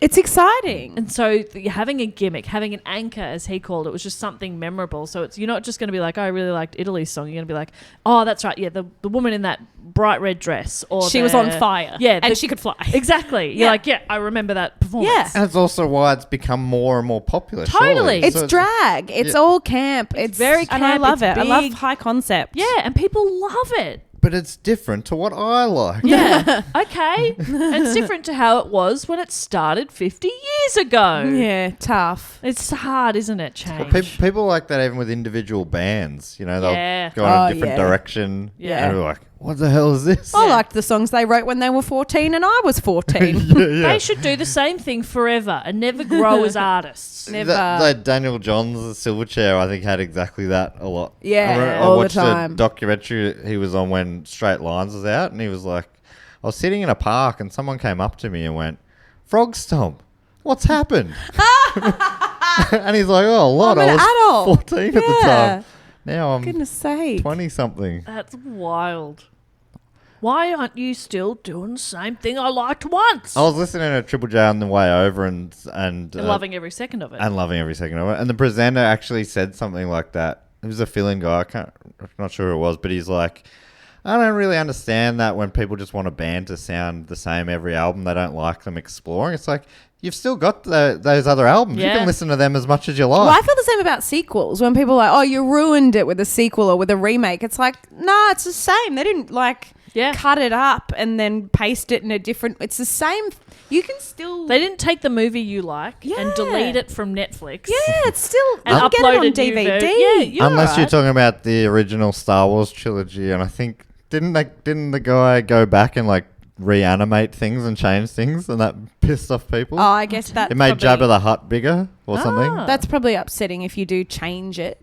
But Yeah. I don't care. But about- either way, I tell you, if there's one thing Star Wars fans hate, it's fucking Star Wars. They hate They it. hate They it. hate it so much. there's so many Star Wars things, and they like two of them. Yes. You don't like Star Wars and you just have to accept that. Yeah, move on. Try Marvel. Try Marvel. Good so fun. many of them. Oh, a bit of fun. Another controversy, another Israel one as well, was in 1998 when transgender singer Dana International was set to represent Israel in Eurovision. Her inclusion in the contest led to some conservative religious groups in Israel protesting in the streets of Israel. She received death threats, had a police escort and security on hand during her time in the UK at the contest. However, she didn't give a shit. Won the contest in 1998, cementing Eurovision as a celebratory space for the LGBTQA plus people. You said 1998? Yes. That's awesome. Huge, right? That's amazing. And Yeah. they were from Israel? Yeah. So their own country was protesting it. Yeah. I guess it would be Probably weird. not while all her own country. That Just, everyone in Israel was protesting. Every single... But how do they coordinate that? yeah, they're really organised. Yeah. Wow. Pretty amazing. Kind of like mandatory voting, I guess. Like, Right. you know, that's how Mandatory they... protesting. Exactly right. But yeah, 98, it feels early, doesn't it? I guess. Like It is early. Yeah, it's like great. that's the language around it then What was was- pretty rough. International is a great surname. Yeah. Dana International. It really feels like if you're born into the international family, you're destined for big things. Yeah. Surely. Travel for starters. Yeah. Travel airports. Oh, that is absolute nominative determinism. Dana I've never heard of International never left the country. Yeah. it. Real homebody. Hello, Jess International. Like international roast sort of thing. You only ever see that in the pantry. Rarely see that Pantry. traveling. God, it sucks.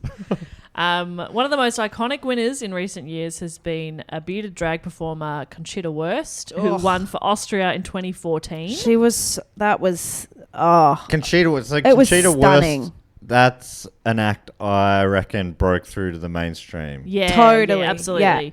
part of the zeitgeist. Great voice. Incredible An incredible voice. performance. Yeah. It's one of those performances I still remember where I was. Like, I remember watching it and I remember being like, I've was sung a that little- song at events. I love the song. Yeah. I'd It's say Beard a incredible. little overrated though. Great voice with the People talk about the beard a lot. Yeah, it was pretty just It was a a short, well-maintained beard. It's a well-maintained beard. It's a well-maintained. I'd The say it's hair a was more fine- impressive than the beard. the hair's hair so was stunning. sleek. Very sleek. Oh my That's Stunning fine. gown. Definitely used a leave-in conditioner, I reckon. Absolutely. Using products. I remember, There's a Dyson Airwrap in that for sure. Big time. well, I used to work at a supermarket, and the manager had like really silky sort of long hair, and he very nice guy. But I remember someone came through, and he was over the other end, and the guy whispered to me, he goes, "Bet he uses a leave-in conditioner." Such a And I funny just thought it comment. was so funny. It's so funny. Like, I'm just like, yeah, somebody seeing somebody else and thinking so much about their hair is very funny. Oh, you use a bloody leave-in conditioner. I didn't know what it meant, but I'm like, yeah, I very reckon. So yeah, Conchita Wurst won the contest by 52 points, despite initial expectations that the act would be too controversial in socially conservative countries. In fact, in a doco I saw, apparently some countries said they wouldn't show Conchita's performance on TV, and apparently the governing body of Eurovision said, yes, you are. You either broadcast the entire show as it is, or you don't broadcast at all. Hell Love that. yeah, Eurovision. And they stood their ground on that, which is kind of cool. A lot of controversies are political. Either contestants make political statements or countries refuse to broadcast or support contestants from countries that they're currently fighting with. So Jordan broadcast the Eurovision Song Contest for the first time in 1978. One of several low points in their relationship with Israel, Jordan refused to broadcast the Israeli entry, switched the signal off while they were performing, and instead showed pictures of flowers. Show pictures of flowers. Here's some pictures of flowers. Later, when voting showed that Israel was winning, they cut the transmission and announced to their local audience that Belgium was the winner. Wow. Belgium came second, but they're like, no, Belgium won. Oh my gosh. Belgium won. So Wow. So I'm guessing that they would have had the rights taken off them the next year? I don't know. I don't think Or is that, I'm not 'cause sure. What year did you say they... That was 1978. And the other time was more I think. recent or something? When I they don't said know you about oh, yeah, Jordan. the other time was when Israel said they wouldn't show it or something. Didn't you just say the thing just before this was about Eurovision saying, no, you show it all, you don't show it at all? Yeah. Oh, that was in Yeah. 2014. Right, Yeah. so maybe back then they were... I They don't know. didn't Yeah, I don't know. put their foot down so much. I But- mean, yeah, they couldn't put their foot down at the time because they don't know at the time that Jordan's just Yeah. in their country choosing to just... But maybe the next year they'd be Yeah. like, one more chance, no more flowers.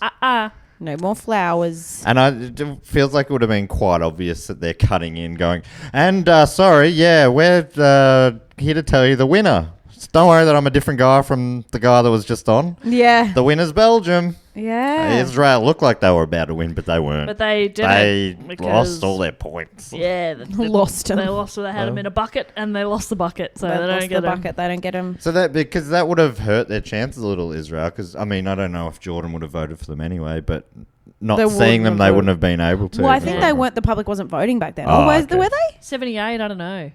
Good year, 78. 78. I don't know. Georgia also found themselves embroiled in controversy in 2009 with their attempt to send a disco number by band Stefan and 3G. It was in the aftermath of the Russian-Georgian war. The song was entitled "We Don't Wanna Put In." It was questioned for its very clearly political lyrics, taking a Too stab sexy. at Putin. Oh, yes, Putin. Yeah. We don't want to put in. Georgia We was don't want a poutine. No, poot. What's the food we were talking about before? Doesn't matter.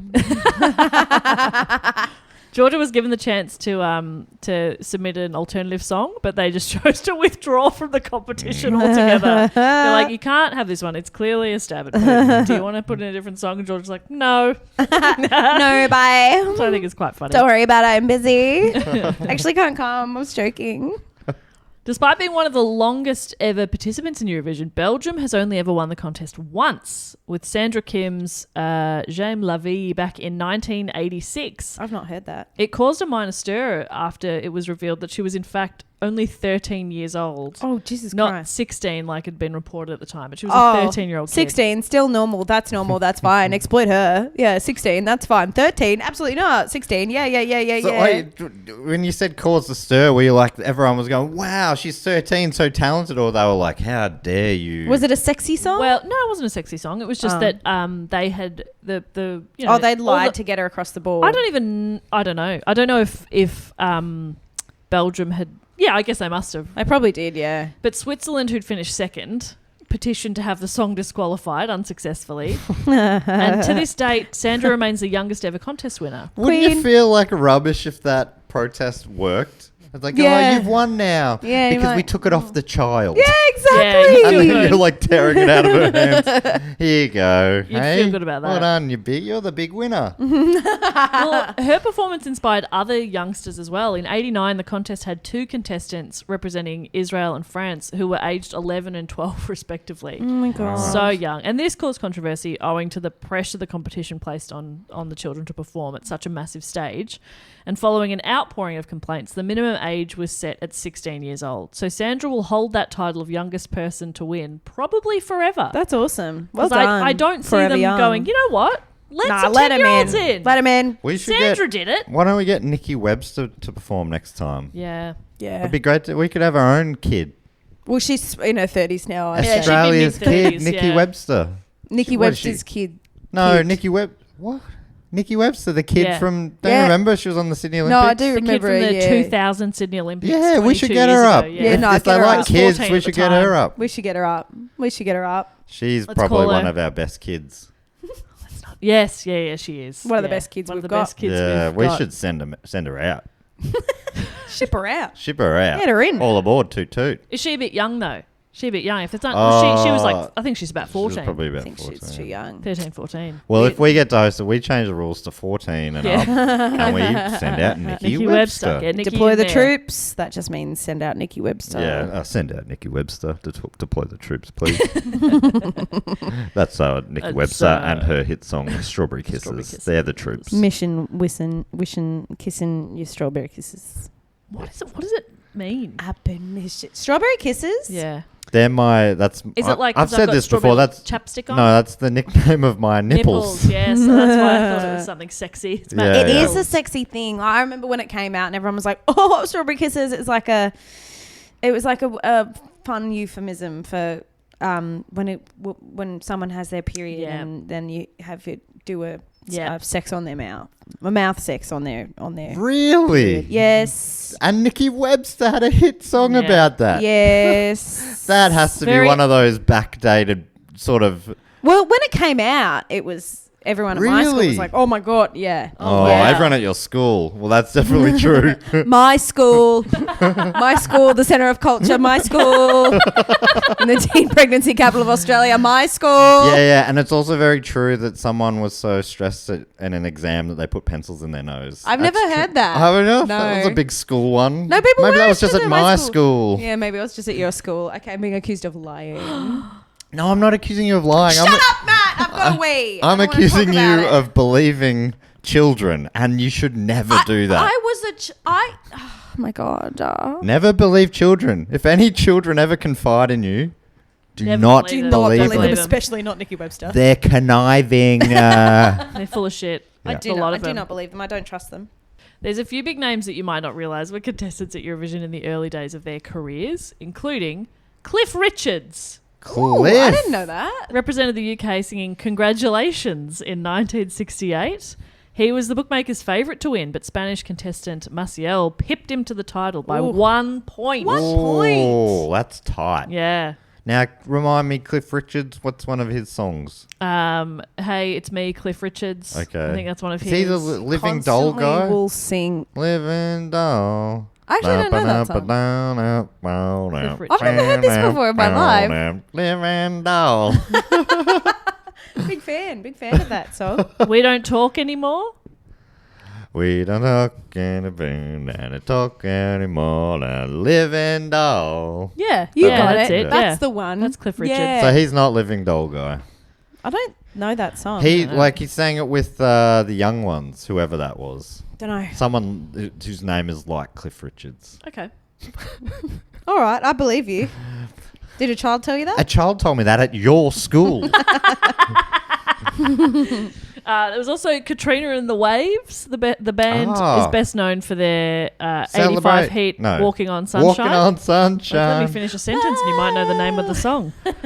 So imagine the surprise of the audience at the 1997 Eurovision contest when the group won the contest for the UK with Love Shines a Light. So they were like their big hit. The biggest hit was in 85. They were in Eurovision in 97. I love that. I love that. Huge. Katrina and the Waves, is that what you said? Yes. There's somebody else who did that, but I'm not going to bring it up because you'll bring it up. But keep going. Do you reckon? What if I don't? You're going to bring it up. I can see it on your page. Okay, great. I'm like, oh no, have I missed a big one? I've had a little squeeze. Okay, great. So Katrina and the Waves won, and they won by like a record at the time margin of 70 points. Whoa. Huge. Bonnie Tyler. Total Incredible. Eclipse. Is she Total Eclipse of the Heart? Yeah. Welsh singer, best known for hits like Total Eclipse of the Heart, Holding Out for a Hero, represented the UK in 2013.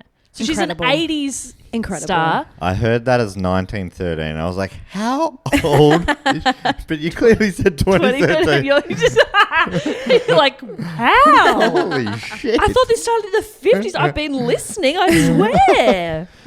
Yeah, 2013, Believe in Me, coming 19th out of 26 entrants. Incredible.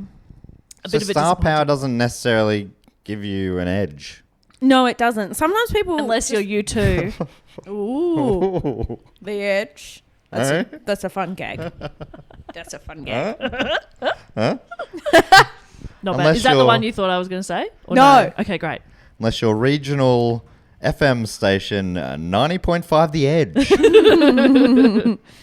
There was also Tatu. Russian teenagers. They'd already... Is that the song that was famous of theirs? Yeah. There was that and yes, I do remember that. They're not going to get us as my favourite. I was too up the octave. You can't hear women that high. I'm not shrill. a dog. Do you remember? A bit shrill. How can you tell which girl's talking? I also love Not Gonna Get Us. Do you know that one? Oh, Maybe. They're not gonna get us. Yes. And does they're ring like a driving bell. a truck. One of my favourite songs still to And this day. weren't they controversially Absolutely not actually sisters or something? No, they were set up as lesbians, but they weren't. Well, okay, so here's the thing. They were set up as a couple and sold to us as like young lesbians. And then when one of them got pregnant, everyone was like, oh, they're not lesbians. But nobody's ever like... That was a while ago as well, and no one's ever gone, oh, hang on, maybe she was bi. Right. Like, because it was at the time of like, oh, now we're okay with lesbians, but if you're bi, then we don't believe you. Yeah. There was that in that time period. And lesbians can't get pregnant. Lesbians can't get pregnant. How would a lesbian do that? It's not possible. And also, I don't think people were fully okay with lesbians at the time either. No, that's probably true. That is probably true. But I remember because being very excited by it when I was little. I was like, oh my god, I'm them. So it's a girl that I used to date a bit when I was young, and we used to listen to this song because we were like, this is us, we're them, we're the same. Should we start a band? Yeah. And no, we didn't start a band, and we didn't stay together at all. And now I've got a boyfriend, so we were fake. It was fake. It was for publicity. It was all fake. You have to choose. Everyone knows. You have to choose. There are two sexualities and two genders. Everyone knows. Everyone knows that. I'm just joking. I'm joking. So Be mad at me. Tatu had already attracted a lot of attention in 2002 with their song All the Things She Said. It hit the top of the charts in Australia, Denmark, Germany, Ireland, Italy, Japan, New Zealand, Norway, Switzerland and the UK. Incredible. It was massive. The music video caused controversy due to the members kissing behind a fence. Big But people also now I think kind of go, it's because they were 17 at the time. That was the main issue we had with it. It wasn't but it's like that was not what was reported at the time. Also, Yeah. 17-year-olds You can kiss. are allowed to kiss each other. You can kiss. Let If him one of smooch. them was 78, Yeah.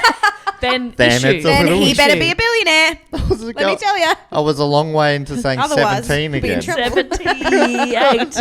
No, I mean, we got that, but I think you 17 saved and it a very half. well. No good.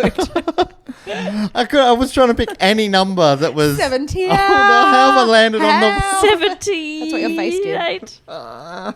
So yeah, they'd caused like they went to number one, it caused a bit of controversy. They represented Russia at Eurovision in 2003 and they placed third. So that's not bad, I suppose. I remember it being sad, and I remember the performance not being that good. They didn't sing very well live. Think it was great, yeah. But I was very excited that they were on there, and then they didn't do. Their backing track was spot on though. Backtrack was spot on. Yeah. Yeah, it didn't miss a beat. In 1988, a little-known French-Canadian 20-year-old singer named Celine Dion Shut up. I've heard of her. sang on behalf of Switzerland. She won the contest by a single point. Went on to become one of the best-selling female singers in the world. Did she win it with a song that people know? Oh, now? it's a fucking good song. I don't know. It wasn't like one of her famous ones or anything. No, it's in French. Is it mostly in French? And then it might have a bit of English. Dankeschön, darling, Dankeschön. Is that German? Yeah. That's not French. But it's like it starts as a bit of a ballad. I watched this on YouTube and stuff. I wanted to play like clips of the songs. I thought that would really add to your appreciation of Eurovision, but you need licenses to do that. But definitely go check out the Celine Dion song because it starts kind of ballady and it's still really beautiful, and then it gets to the chorus and it gets like the pace quickens a little bit, and even she starts to like click a little bit. And it's a bit more disco and dancey, and it shows off her voice. It's great. I love a clicker. It's I love really a big good. clicky song. Low click's my favorite kind of click. Yeah. She's kind of doing a side click, which I quite like Side too. click's pretty good. It's not bad. It's very casual. And it is very Love casual. a It's like cash click. it wasn't planned. She's just sort of doing it. She's Her not even producer's off planned the this side in click. the wings going, what is she doing? Did she clear this with you? We did not rehearse this. She's throwing it away. Another one that I did not know, Olivia Newton-John. What? Although Australia rightfully claims her, she was actually born in the UK, moved to Australia as a kid, and she represented her country of birth in the 74 contest with a song called Long Live Love, which is a great message. Long live love. Long live Olivia love. Newton-Johnsy. Can't Janzi. She placed fourth, and perhaps she would have ended up in a higher position had it not been the same year that ABBA competed. Toot toot. Whoa. Solidifying themselves as a poster children and most famous group to come out of Eurovision. Do either of you know what song they Yes. sing? What is it? Waterloo. Correct. I don't know why I know that. It But is Waterloo, yeah. So that's a great question with the Celine Dion. Is like, was it a song we know? Because ABBA, We still do know one of Waterloo. their most famous songs would be Waterloo. And that was their 1974? 1974. God. Whoa. And so And was it, that like- the English one that caused controversy? Nah, I don't think so. Because one of the Sweden did an English one at some point. Yeah. I think that was early. This is after that. This is after. I don't know. Doesn't matter. But yeah, and like I've watched the performance as well, and I mean Waterloo is a great song, and it starts like, I don't know, it's like it comes out swinging. Waterloo as a song, it's like dun dun dun dun dun, dun and then they're straight in, and it's like, oh, it's really good. And it's a song about war. Did they do a big kiss at the end? Papa, it's really good. Surrender. It's a fucking great Oh, song. yeah. ABBA's very good. They're so I'll good. say it. Like musically, Yeah. I was listening to Waterloo as I was researching this topic, and I had to interrupt my partner sitting next to me. He's just trying to work, and I was like, "Shut up for a second. I need to talk to you about ABBA for a bit." Because musically, there's so much going on in every song. There's so many amazing things. The harmonies are good. Harmonies are stunning. The Winner Takes It All is one of the best songs in the world. When all is said and done, oh my god, it's just so beautiful. many good ones. Do you hear the drums, Fernando? Absolutely, Oh, yes I do. God. Thank you for asking. Thank you for checking in. Thanks. Finally. Yeah, no, I do. Are they too low on the mix, or have you got yeah, them? yeah, can you hear? Yeah.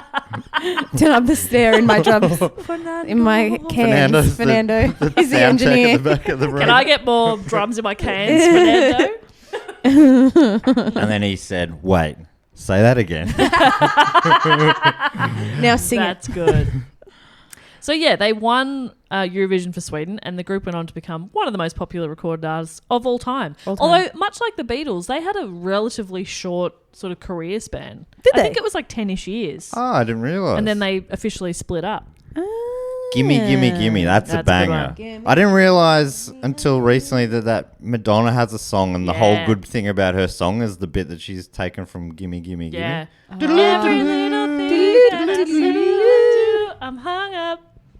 I'm hung up on. Yeah. I mean, it's still a good song, Good but song. so much of the work's being done by that sample. Exactly right. Yeah, they're very good. And I think it's a bit like a lot of the music of that time, same with like Cher and like even I would say Dolly Parton, even though that's sort of a different genre of music, went through a phase where people were like, it's lame to like it, or it's like it's a bit naff or whatever. It's very good music. Yeah. It's great stuff. Yeah. Anyway. It's amazing, yeah. That happens with a lot of.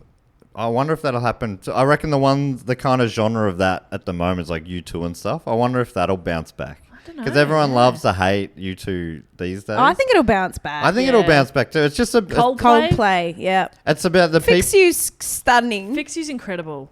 I think it's the people who are of a certain age, maybe slightly old than it was meant for. Yeah. And they're the ones who are like, that's lame. Yeah. Yeah. And then they grow out, and the young kids who weren't too cool for it, when they get older, that's when it bounces back. Yeah, maybe, yeah. Yeah, when you never went through the phase where you made fun of it. Yeah.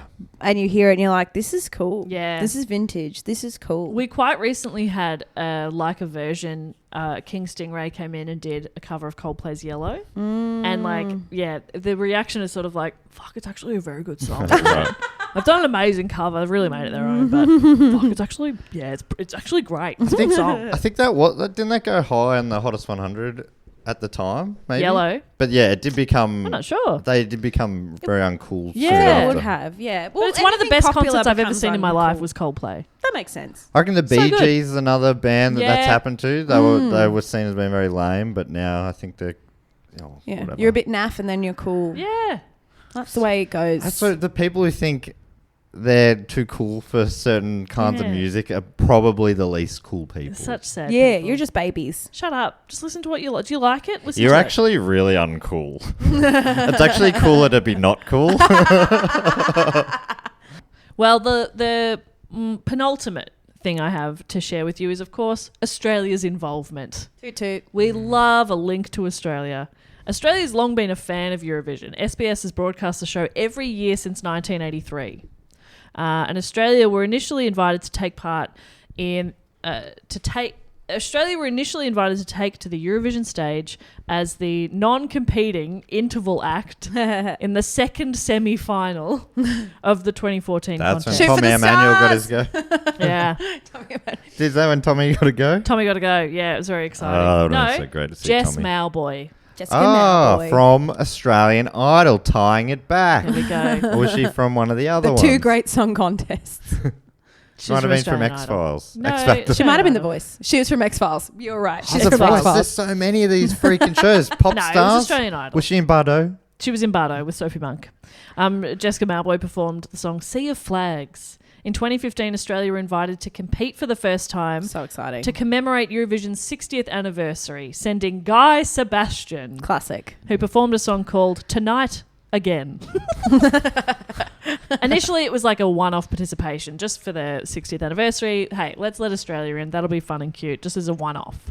But then they kind of extended it. We're confirmed to participate until at least 2023. Ooh. Ah. So I we might wonder- get one more go, or we might get more. We do pretty well. Yeah, we do all right. And we're such a big audience for the competition. That's true, yeah. Yeah, So I it's a wonder good if they're Financial way. And they're also they're like, oh, if we take it away from them now, yeah. they might be upset. They'll be upset. They'll start watching. Yeah, you can't let us in and then be like, no. Yeah, Because, mean. the rules? You just changed them to let us in. Yeah, Change them change them again. Dumb. In 2016, Dami Im came runner-up with her performance of Sound of Wow. Silence. Absolutely stunning. Incredible Yeah, song. she Oh, was shit. amazing. Sat on a big box. She's got an incredible voice. Great voice. It was the highest an Aussie actor's ever reached, which is pretty cool. Have all of them been? Because all of our contestants been to this point reality show contestants. To this point in the report, yes. To this point. Or in Guy current- Sebastian. and Jessica Mowboy. Because I know Montaigne. I don't know. Has Montaigne been on any of those shows? No, no. But yeah, but those first three were all. It was think- Dami Im? Yeah. Oh, I didn't know that. She was the voice. Right. I don't know. Oh, I I don't, don't watch, know that for I sure. I don't either. watch the shows because they make me Yeah, cross. Dami Im was the voice, I'm 90% sure. That probably makes sense. But anyway, she is the voice. What a great voice. Right. Absolutely stunning vocals. Cop that, Farnsey. TV show The X Factor. I beg your pardon. X Factor. X Factor. X Factor. X Factor. Mulder and Scully, love those guys. I want to believe. And then in 2017, Isaiah performed Don't Come Easy. Oh, that's also reality. Yeah. Was he X Factor? One of them. They're all the same. Yeah. But yeah, reality TV. That's crazy. I wonder I why know. that is. I guess that they're just used to that world already. Maybe. Or maybe it's like they want it to be somebody recognisable to the Australian audience, but then but you not can't go internationally too- huge. Yeah. Oh, right. Yeah. And they're known, But you can go big, so like why not send I don't know. known Nicole vote winners. Kidman, listen to me. Send her. Let her do her little Let her songs. do it. She's so good. She's so tall. We should have. Why haven't we It'll sent be fun. Farnsey? Gotta send Farnsey. Farnsey's busy. 2018 Jessica Malboy returned with We Got Love. So there's no rules about going back. Well, she just performed in the first one. Oh, yes, yeah, that's right. that was an interval. Right. This Interval one she act. actually got to compete. 2019 we had Kate Miller-Heidke. Which was Sick. stunning. That's Incredible. great. And that Great performance voice. took the the poles that they were like swinging on. That's from a show that is made by an Australian theatre company Cirque that du tours Soleil. around. It's not Cirque du Soleil, I don't think, but it is something similar. I want Cirque to say du like Australie. yeah, it was one of those big Spiegel tent shows. Yeah, cool. By like I think Strut and Fret, or could be Leclerc. One of those songs, one of those shows. I'm not sure, but yeah. Pretty amazing. Borrowed from that design, I think, or used Song the same was designer. Zero Gravity. See? Yeah, I mean her voice is incredible. So cool. And then in 2020 and 2021 we had Montaigne with Don't Break Me and then Technicolor. Oh, so Great. obviously you can Excellent. go back then. Well, that was because Montaigne had Don't Break Me in 2020 Yeah. or 21. 2020 I think. 2020. It was the year when Yeah. it was like the pandemic had stopped. She couldn't perform live, or maybe it was cancelled. Right. Yeah. Was it? Yeah.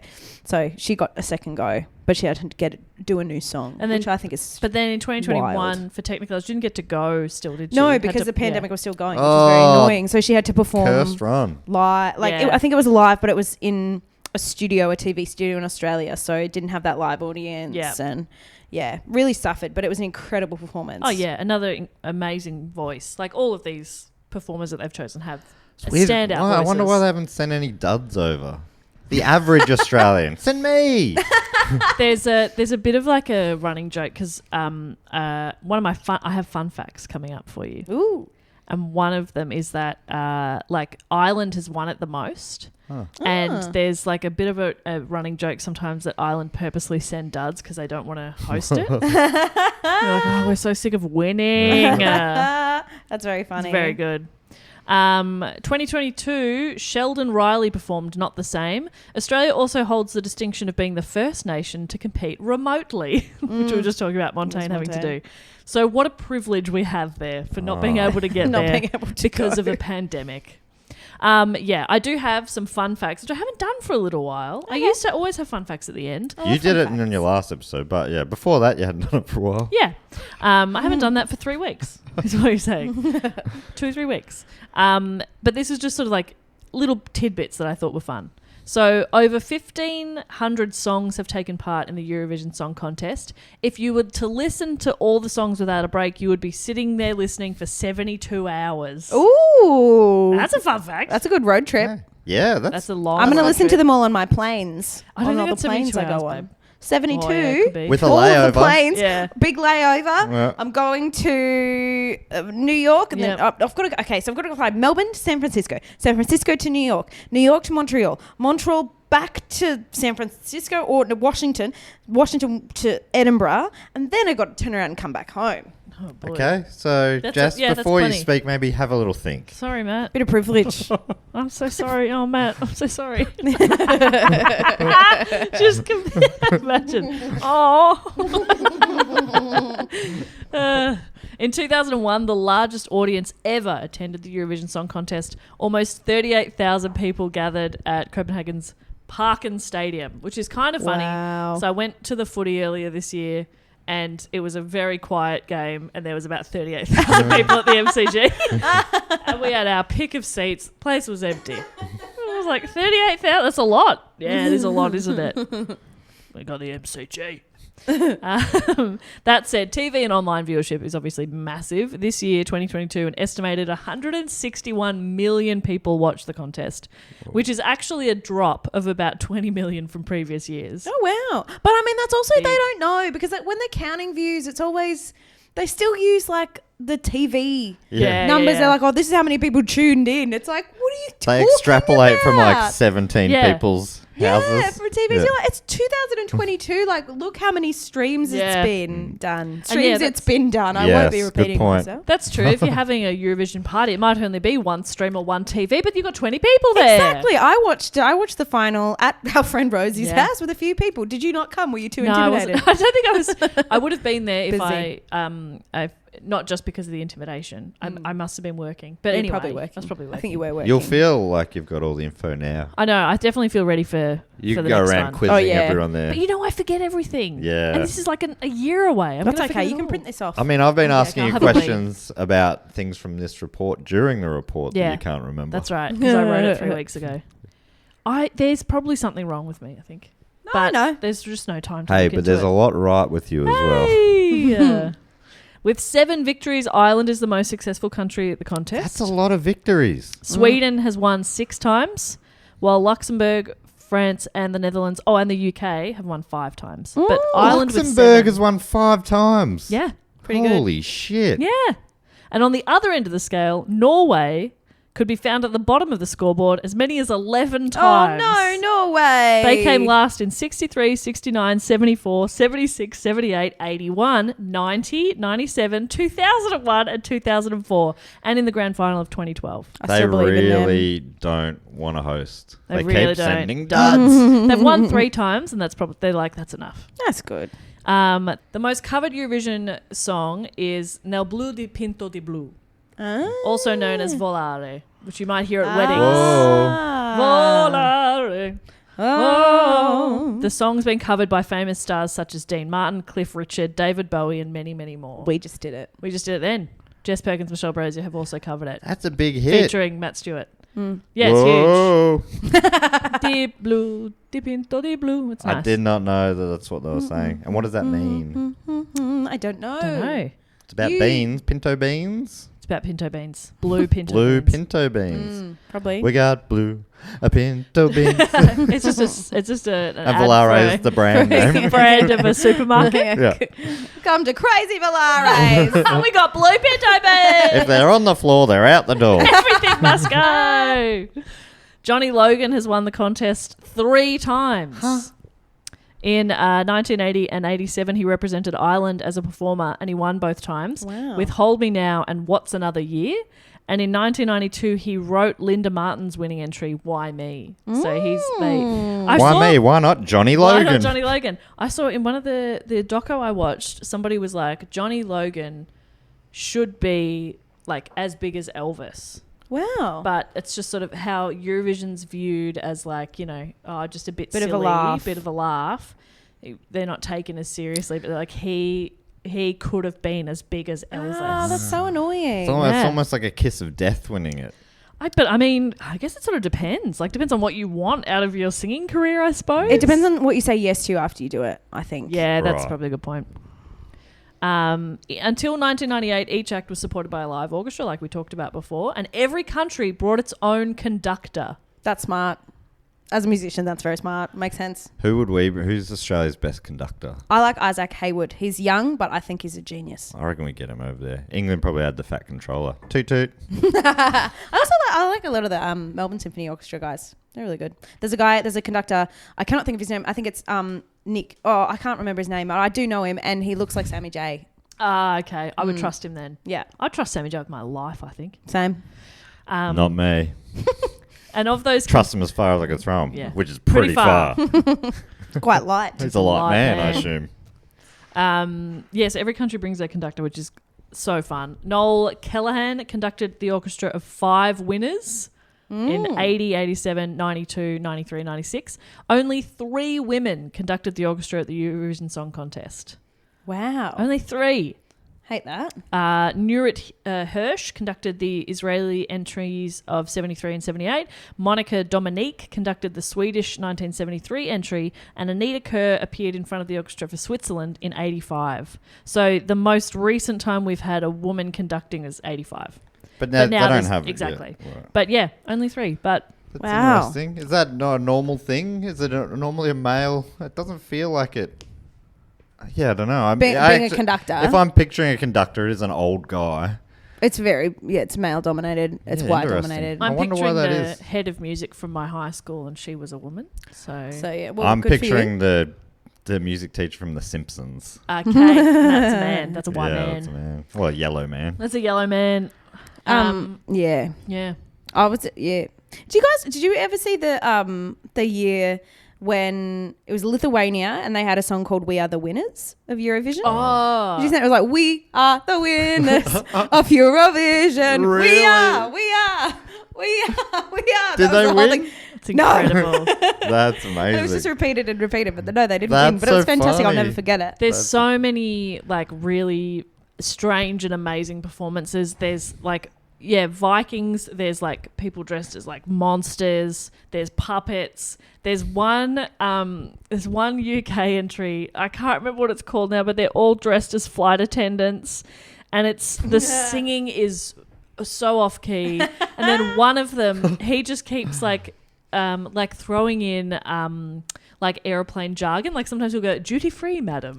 He's just saying stuff like that, and then like, oh my god, It's it's really horrendous and so fun. So there was I was watching Spy, which is also a fun romp Yes. movie with Melissa McCarthy, and she runs in. She's like overseas somewhere, and she runs into this big public place where a Eurovision performer is performing. And he does this song. Actually, I don't know what their gender is, but they have this song that's, I think it's called Dancing, and it's like Sieben, Sieben, I Lulu, Sieben, Sieben, Eins, Zwei, Sieben, Sieben, I Lulu, and it's really dancing. And it's like, do, do, do, do, do, do. It's such a good song. One of Eurovision's best, and it was a real treat to see them in Melissa popping McCarthy's up. Spy. Oh, that sounds like a banger. It's great. It's an absolute banger. I'll play it to you after this. There's a lot of Verka good stuff. Suduka. I'm gonna play you the Lascia Tambai. That's what it is. I want to see Lascia Tambai. Ah. It's a great song. I'm definitely going to be playing you the Celine Dion one because it's amazing. I'm excited to hear that. But that is my report on Eurovision. Thank And you it so didn't much. go for bang on an hour. I did it. Thank I you. went slightly longer for once. Well done, Okay. Jess. Well done. No, honestly, thank you to you guys. There was a lot of tangents. And I think that A really... couple of decisions from the refs didn't go our way. That's right. From the riffs. From the refs. A couple of the riffs didn't go our You way. Yeah, the guys went riffs out there, you gave give good decisions for the 110%, refs. and I respect and love you so much for that. Thank you. Thank you. Just get out on the ground and, just make the most of what we got.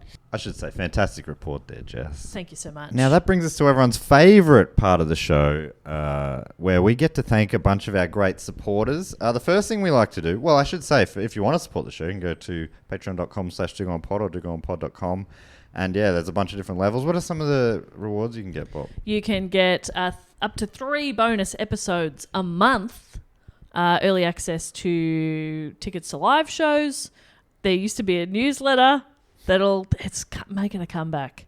And you get to vote on a bunch of different topics. You get to vote on like 2 out of 3. Yeah, on average 2 out of 3. Yeah. Was this one? This one would have been a vote. Yes, this was voted on. Yeah, and in a landslide. Oh right. Yeah, which I think I've put it up before and it hasn't won. I've put it up before a few times as well. But they were in the mood for it this time. They must have been because it won by a clear margin. Love that. Yeah. So the first thing we like to do is a little section called Fat Quote or Question. Has a little jingle go something like this? Fat quote or question. Ding. She always remembers the ding. Great ding there, Michelle. Good Thank you so much. It's an honour to be here for the ding. I was ready with the second verse, but I felt it was the time for the ding. Yeah. Yeah, so Jess sometimes drops the second verse, sometimes doesn't. I'm an artist. Yeah. Let me, with my music theatre chops, brag or suggestion. Ding. Always remembers the ding. And the way this works, if you sign up on the Sydney Scheinberg level or above, you get to give us a fact, a quote, or a question. And I read 4 of them out each week, and I read them out on the show as I'm reading them out for the first time. So apologies for any whatever, you know. So I don't know why I say that, but I'm just in case people are like, why did he read that so awkwardly? Is that a good excuse? I'm only reading it for the first time. What, you can read? I always first thought time that around? you were reading. You were saying that because you were saying it's not like this doesn't reflect my views. I haven't chosen this to repeat. That's also true as well. Yeah. That maybe that's why I started saying it. That makes sense. We do get a lot of really fucked opinions. Yeah. From So our when I patrons. read out like a real crook Yeah. thought, I couldn't help it. that wasn't me. They're not good people. The first one comes from Nathan Swap. They also get to give themselves a title. And Nathan's got the title, A Giver of Potentially Boring Facts. Okay. Well, we'll Strap in. Well, we'll leave. We'll go. I was going to say we'll be the judge of that, and then I went to say we'll decide, and I just went whoop, whoop, whoop, whoop, whoop. Got caught in a glitch. So we've got to evacuate the building. Yeah. Whoop, whoop. Whoop, whoop. So Nathan's fact reads like this. The US state of New Mexico is often believed to be named after the country of Mexico. However, New Mexico is 250 years older than Mexico's name origin. Mexico comes from the tribes of people, the Mexica, that settled in the valley of modern Mexico City. The Spanish conquistadors named that valley the Valley of the Mexica, within the Viceroy of New Spain in 1521. In the 1580s, conquistadors went... I love the word conquistadors. I don't know what it means. I love but the word it. conquistadors, Oh, which is the a actual similar word. Oh, yeah. similar or the same? Spelt the same, and it is the same. Yeah. And how should I say it? Conquistadors. Conquistadors. I love that even more. In the 1580s, conquistadors went... Almost. Oh, damn it. No, keep going. I'm sorry. Conquistadors Just being demonstrably Spanish. went north into modern New Mexico and named the large valley of the Rio Grande, New Mexico, after the Valley of Mexico City, hoping it would be as rich in gold and silver as the first. Skipping ahead to 1821, when the territory of New Spain became its own independent empire, the first emperor named the country Mexico after the capital city and as a mirror to Rome and the Roman Empire. The empire didn't last a year, but the name Mexico stuck. 240 years after the small territory turned American state got its name of New Mexico. Side note, the first and second Mexican empires would be awesome topics. Thank you very much for that, Nathan. The other reason I reckon I say I don't read them, so I read them, is because I haven't fact-checked them. So I'm reading... I trust Nathan that he hasn't stuffed me there. Hasn't simply lied to you. New Mexico is named after Mexico. You fool! You fools. I would have definitely assumed it was named after Mexico. So that's great. That's fun. Or actually, Jess, is that a fun fact? Yeah. No fun fact. That's the energy of someone who's just had fun. That would be that'd be a pretty Sure. cool topic. That is right. That Mexico. It would be cool. Yeah, Yeah. I agree. Next one comes from Derek Brigham, aka the giver of cursed blessings. Oh, no. I don't want this. Don't give it. Derek. Nobody's forcing you to give it. No, this isn't. This isn't. Don't. This isn't a curse. It's a question. Oh. We'll see. Derek writes, "Magic has struck. Oh, it seems like a curse. Suddenly, no matter what food you eat, it tastes like one thing, the same thing every time. You must choose what that one thing is. What do you pick? Ooh. The texture and temperature stay the same as whatever the original food was. For example, if you chose burger, ice cream would taste like cold, creamy burger. Ah. I always ask the question askers to answer their own questions, and Derek has done that, saying, if I were stuck with this curse, I would pick the Taco Bell cheesy gordita crunch and eat mainly boiled chicken and steamed broccoli. Turn the curse into a blessing by being the healthiest eater in the world." Oh, that's clever. That's clever work from Derek Brigham. Do you have an answer here, Michelle? Fucking hell. I mean, there's so many options. I really like guacamole Yeah. as a flavor palette. I also like the flavor of sumac, and that doesn't have a temperature or a texture, so it could be wherever you want to put it. I don't know. Also, just like salt on, like olive oil and salt on bread. Oh, yeah. That's pretty good. Yeah, I was going to say bread. Fuck, I love Yeah, the problem Sourdough I would from eat. Oven Street Bakery specifically. Yum. Imagine if the flavor works really well in bread, and all of a sudden I'm eating loaves every day. I mean, I almost do that anyway, but it would be that'd be tricky. But I think he makes a good point. You could just eat broccoli all the time. Yeah. I quite like broccoli. Yeah, I like broccoli eat too. a lot of Broccoli and lemon anyway. would be Maybe pretty good. broccoli flavor. Pasta's good. Oh my god. Pesto. Basil pesto. Yeah, That's pesto. Very good. Yeah, delish. Cold, hot. Give it. Give it. But yeah, it's one of those things I'm because hungry. it's always Me too. the curse is that it's going to make any flavor not that good because I don't think that's true. I simply don't believe How it. could one get over pesto? I've never gotten over pesto in my life. The amount of pesto I've had. Hummus. Hummus is good. Hummus is good. Yeah. All right, I'm going to go with hummus. Good suggestion. Pretty good. Thank you. Hot for that. hummus? You've just given yourself a hot hummus curse. Oh no, is hot hummus bad? I've never had hot I don't hummus. know. Well, we're can't going to be find good. out. Welcome to the stage, the hot hummus dancers.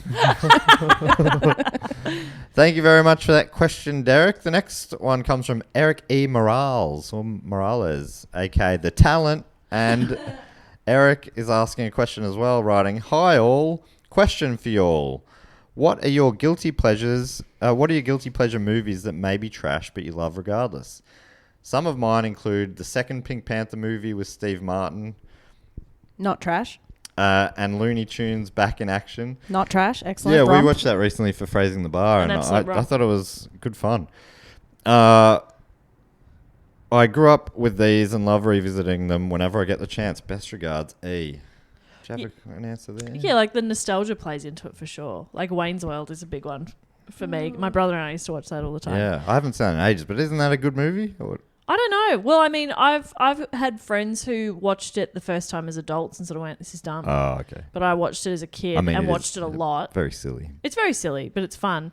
But a more recent movie that I think is a guilty pleasure of mine is What's Your Number? It's an Anna Faris, Chris Evans movie. Oh, I started watching it recently I on like it. Netflix. Yeah, I watch it a bit. yeah. It's fun. Yeah. It's a romp. It's a rom-com. It's silly. Just because something's not a good film doesn't mean it's not a good movie. Yeah. Not a good watch. You know, Could I not think get you can used to still your have it. Like, time. for example, 2001: A Space Odyssey is a beautiful film, but as a movie, not much going on plot-wise. Like, Right. Yeah. you know, different. Yeah. Different strokes for different times, different folks for different rhymes. That's right. Yeah. Different Yep. blokes in different times, I and was that's still the going. way about it.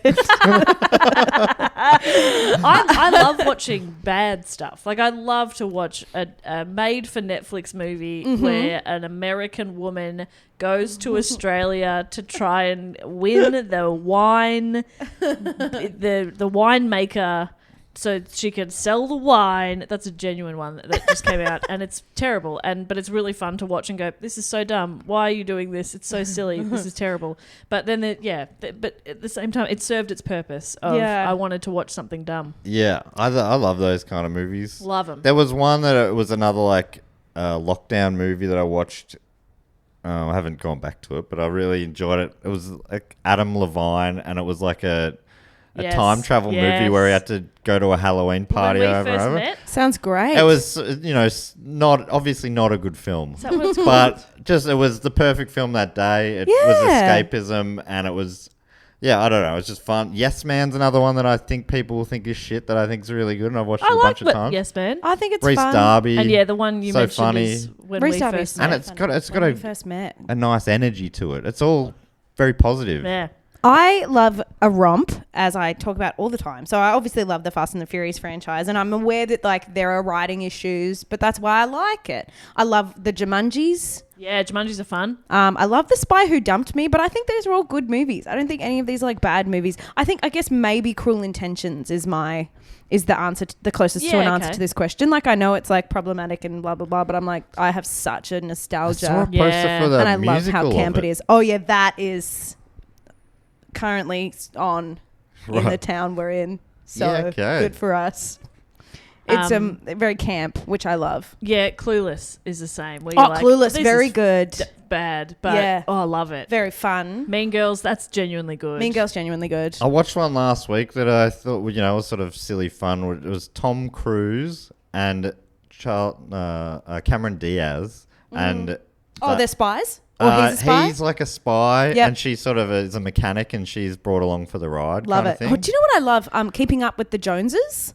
Oh, I haven't seen that. Oh, it's great. Zach Galifianakis and It's like Ed Isla Helms or Fisher, something? maybe. Oh yeah, Isla Fisher. Yeah. And I get Ed Helms and Isla Fisher confused. and Gal Gadot and Gal Gadot was in the Hot Man. That Tom Cruise one I was just saying. Yeah, she's great. Made her screen debut in Fast and the Furious.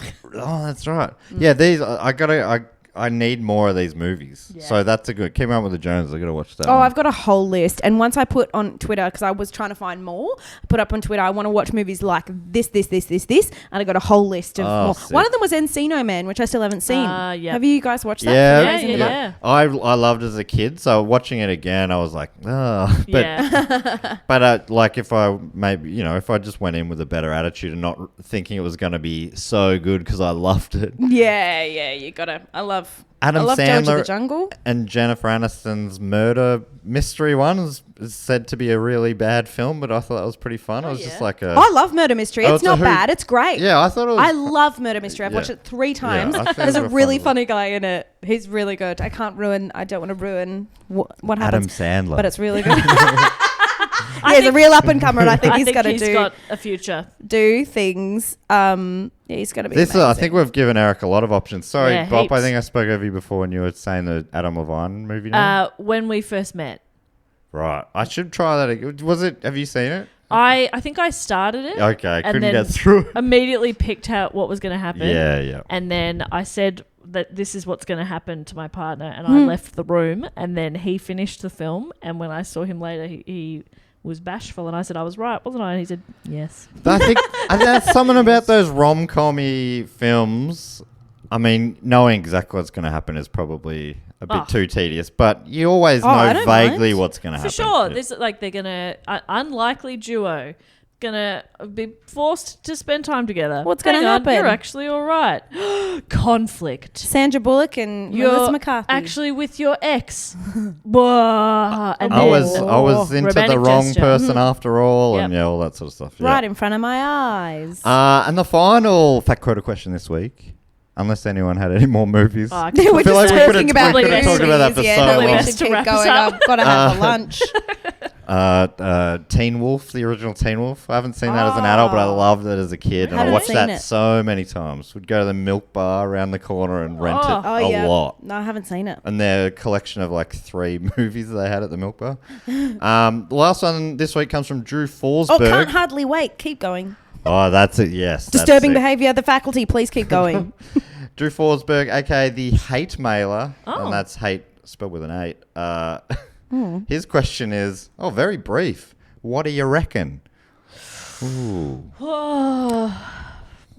I reckon they're going to have to definitely keep him safe. I mean, to get him out from, or maybe if they ship a really safe sound booth. I assume the question is, what do you reckon they're going to do so that the president of the Ukraine can still voice Paddington for Paddington 3 Of with the course. ongoing conflict? That's what I Right. Yes. assume. So yeah, I'm not 100% sure, but I am thinking about it, and I'm thinking about it a lot. Did he voice He Paddington? fucking dubbed.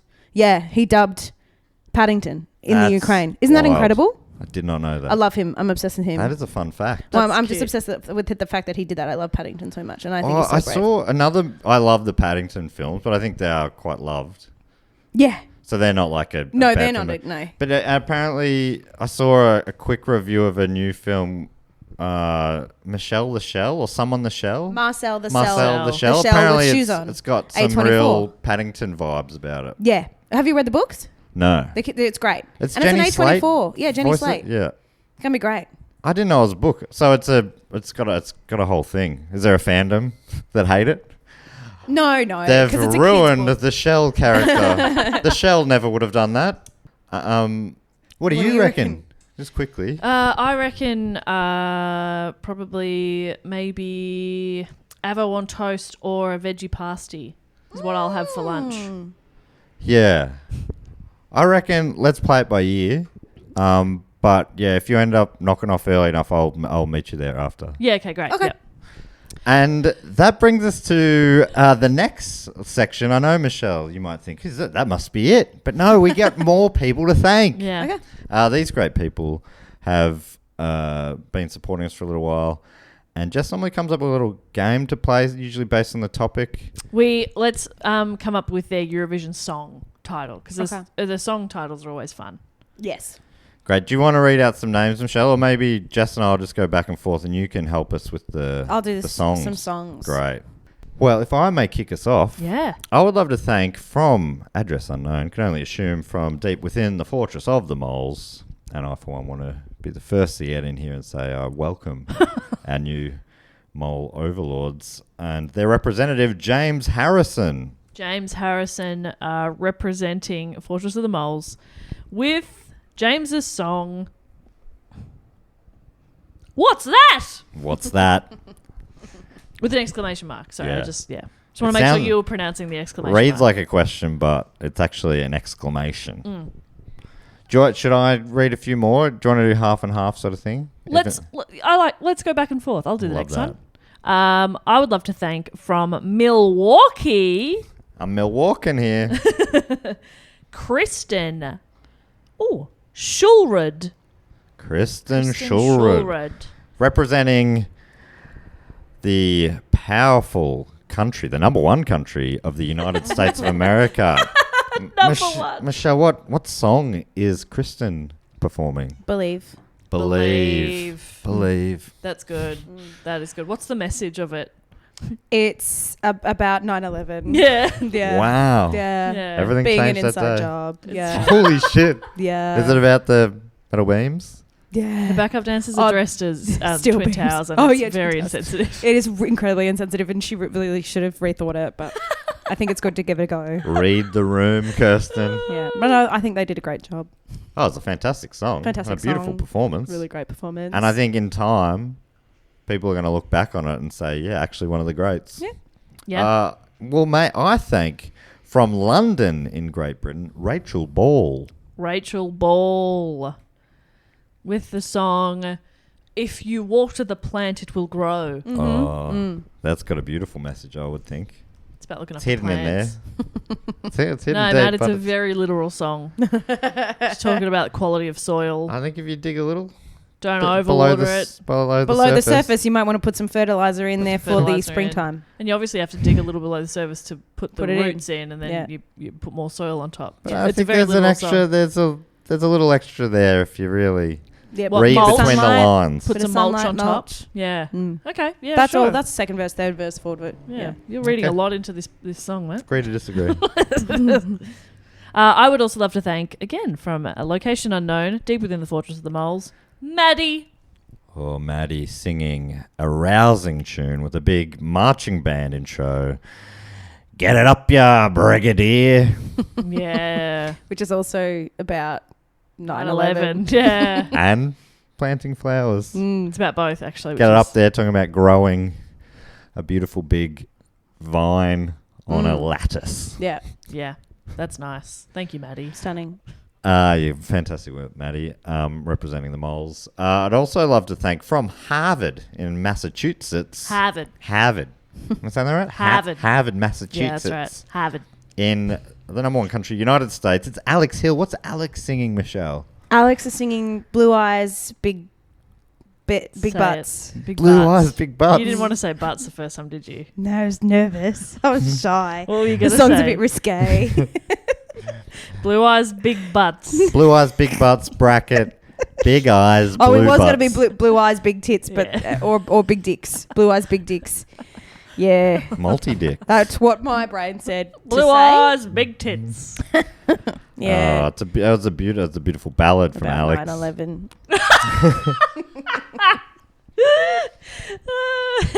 I would also love to thank from Italy. Say the city. That is Quarto Sant'Elena. Oh, yes.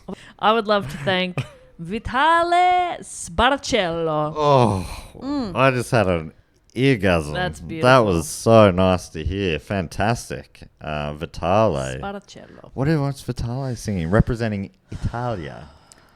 Put your dishes in the sink. You know that La, la, la, la la, la la la la la la la. That's in the So Vitale's brackets. gone with English.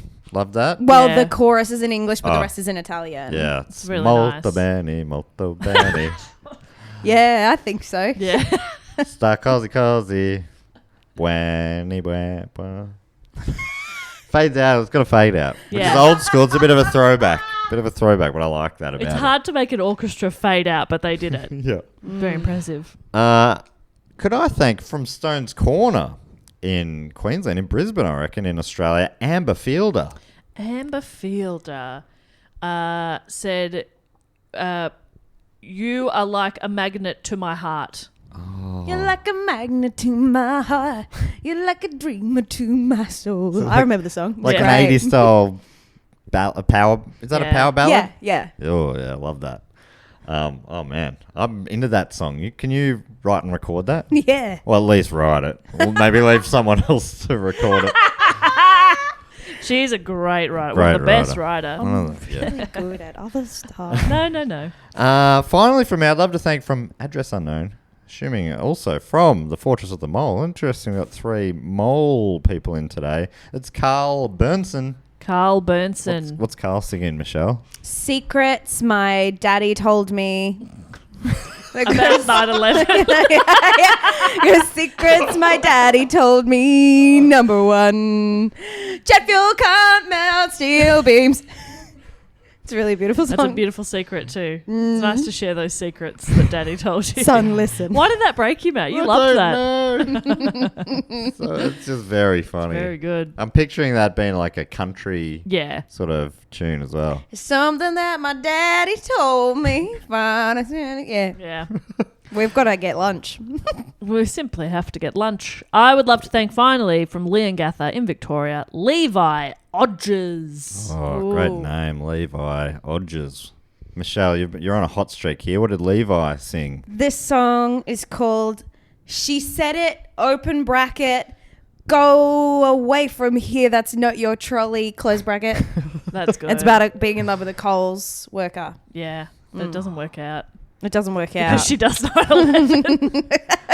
Because, yeah, she does it. She Yeah, did because if know. She you did it. really listen to it, there's a deeper meaning. There's a meaning. The trolley is the Twin Towers. The trolley is the planes in the... Thank you so much to Levi, Carl, Amber, Vitale, Alex, Maddie, Rachel, Kristen, and James. The last thing we have to do, Michelle, can you believe it? We're going to welcome in 3 people into the Triptych Club, or the Triptych Club, which is apparently how you say triptych. Whatever. You're an artist? It's Triptych. Once, Double Denim, we did all 3 of our shows and we called it Triptych and we spelt it D-I-C-K and it was really funny. That's fun. That's It's funny. good It was stuff. fun. It was a fun That is joke. good stuff. That's undeniably fun. That's fun. Yeah. So the way to be involved here is if you are a supporter of our show on the shout out level or above for 3 straight years, you get welcomed into the Triptych Club. I'm standing on the door. I've got the clipboard. We're about to read out your name. Lift up that velvet robe. Welcome you into the club. Michelle's standing on the stage. She's emceeing the show tonight. She's going to really hype you up. Yep. Jess is behind the bar, but she's sort of like the Paul Schaefer to Michelle's David Letterman. She's backing Michelle up, giving her a bit of support if needed. But Jess has also come up with a cocktail. What's the Eurovision cocktail we're serving? It's a shot of liquor from each participating country in a pint glass, full and you shot? will die. This is like 40. It's called 9/11. This is horrendous. I'm so sorry, everybody.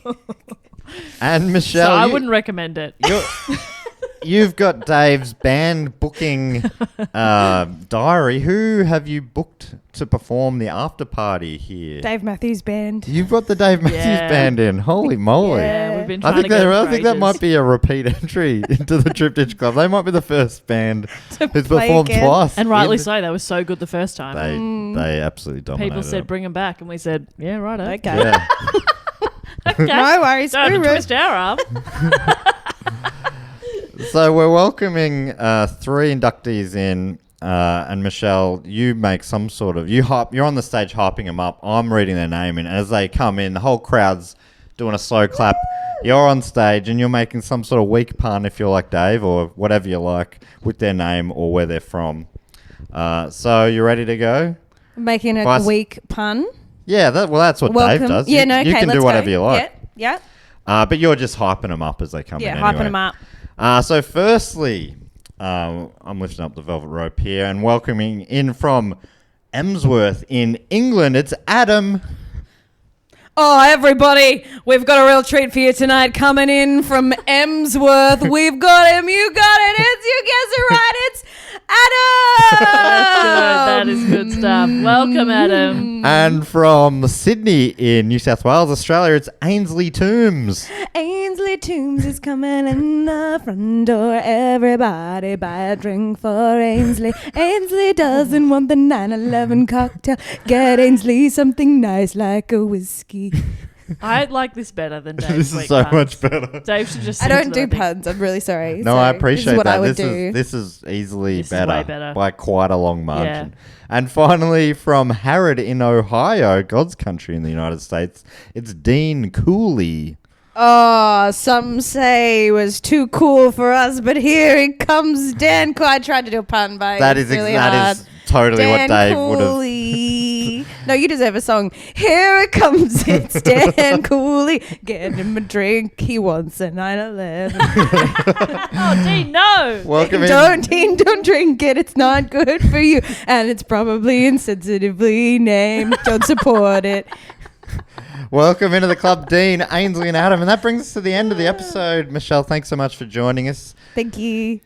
Please, listeners, go see Michelle if she's coming to your country, Edinburgh Festival, Yeah. You should Fringe come. Festival especially, but also will they be able to see you in New York?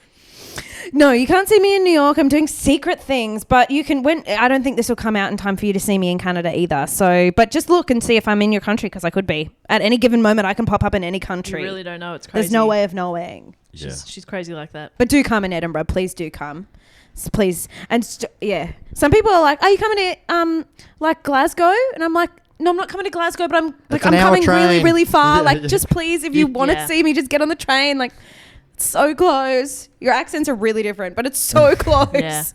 And yeah, send us. I'd love to see selfies there. And tag us in on the Do Go On social medias. Do Go On Pod on Instagram, Twitter, TikTok now. No, it's something else on there, isn't No, it? let's do go on podcast, maybe on TikTok. Podcast. But surely if you start typing in do go on pod, Surely. it'll come up. Jess, anything else we need to tell people before we go? Just that we love them and that anybody can suggest a topic. There's a link in the show notes. It's also on our website, dogoonpod.com. We've got merch you can buy on dogoonpod.com as well. And I guess I'll do the Dave and I'll boot it home. Yeah, great. If you think you know any friends who might like it, please share us. Yeah, absolutely. Give Share us a it around. give us a hot recommend. Put it on your little Instagram story. Or your big ones. Don't patronise them. How dare you? I only want little ones. Okay. I wasn't being patronising. Sometimes there's too many long stories. Too many, just, short and sweet. But until next week, we will say thank you and goodbye. Laters. Bye. I had to do Dave and me.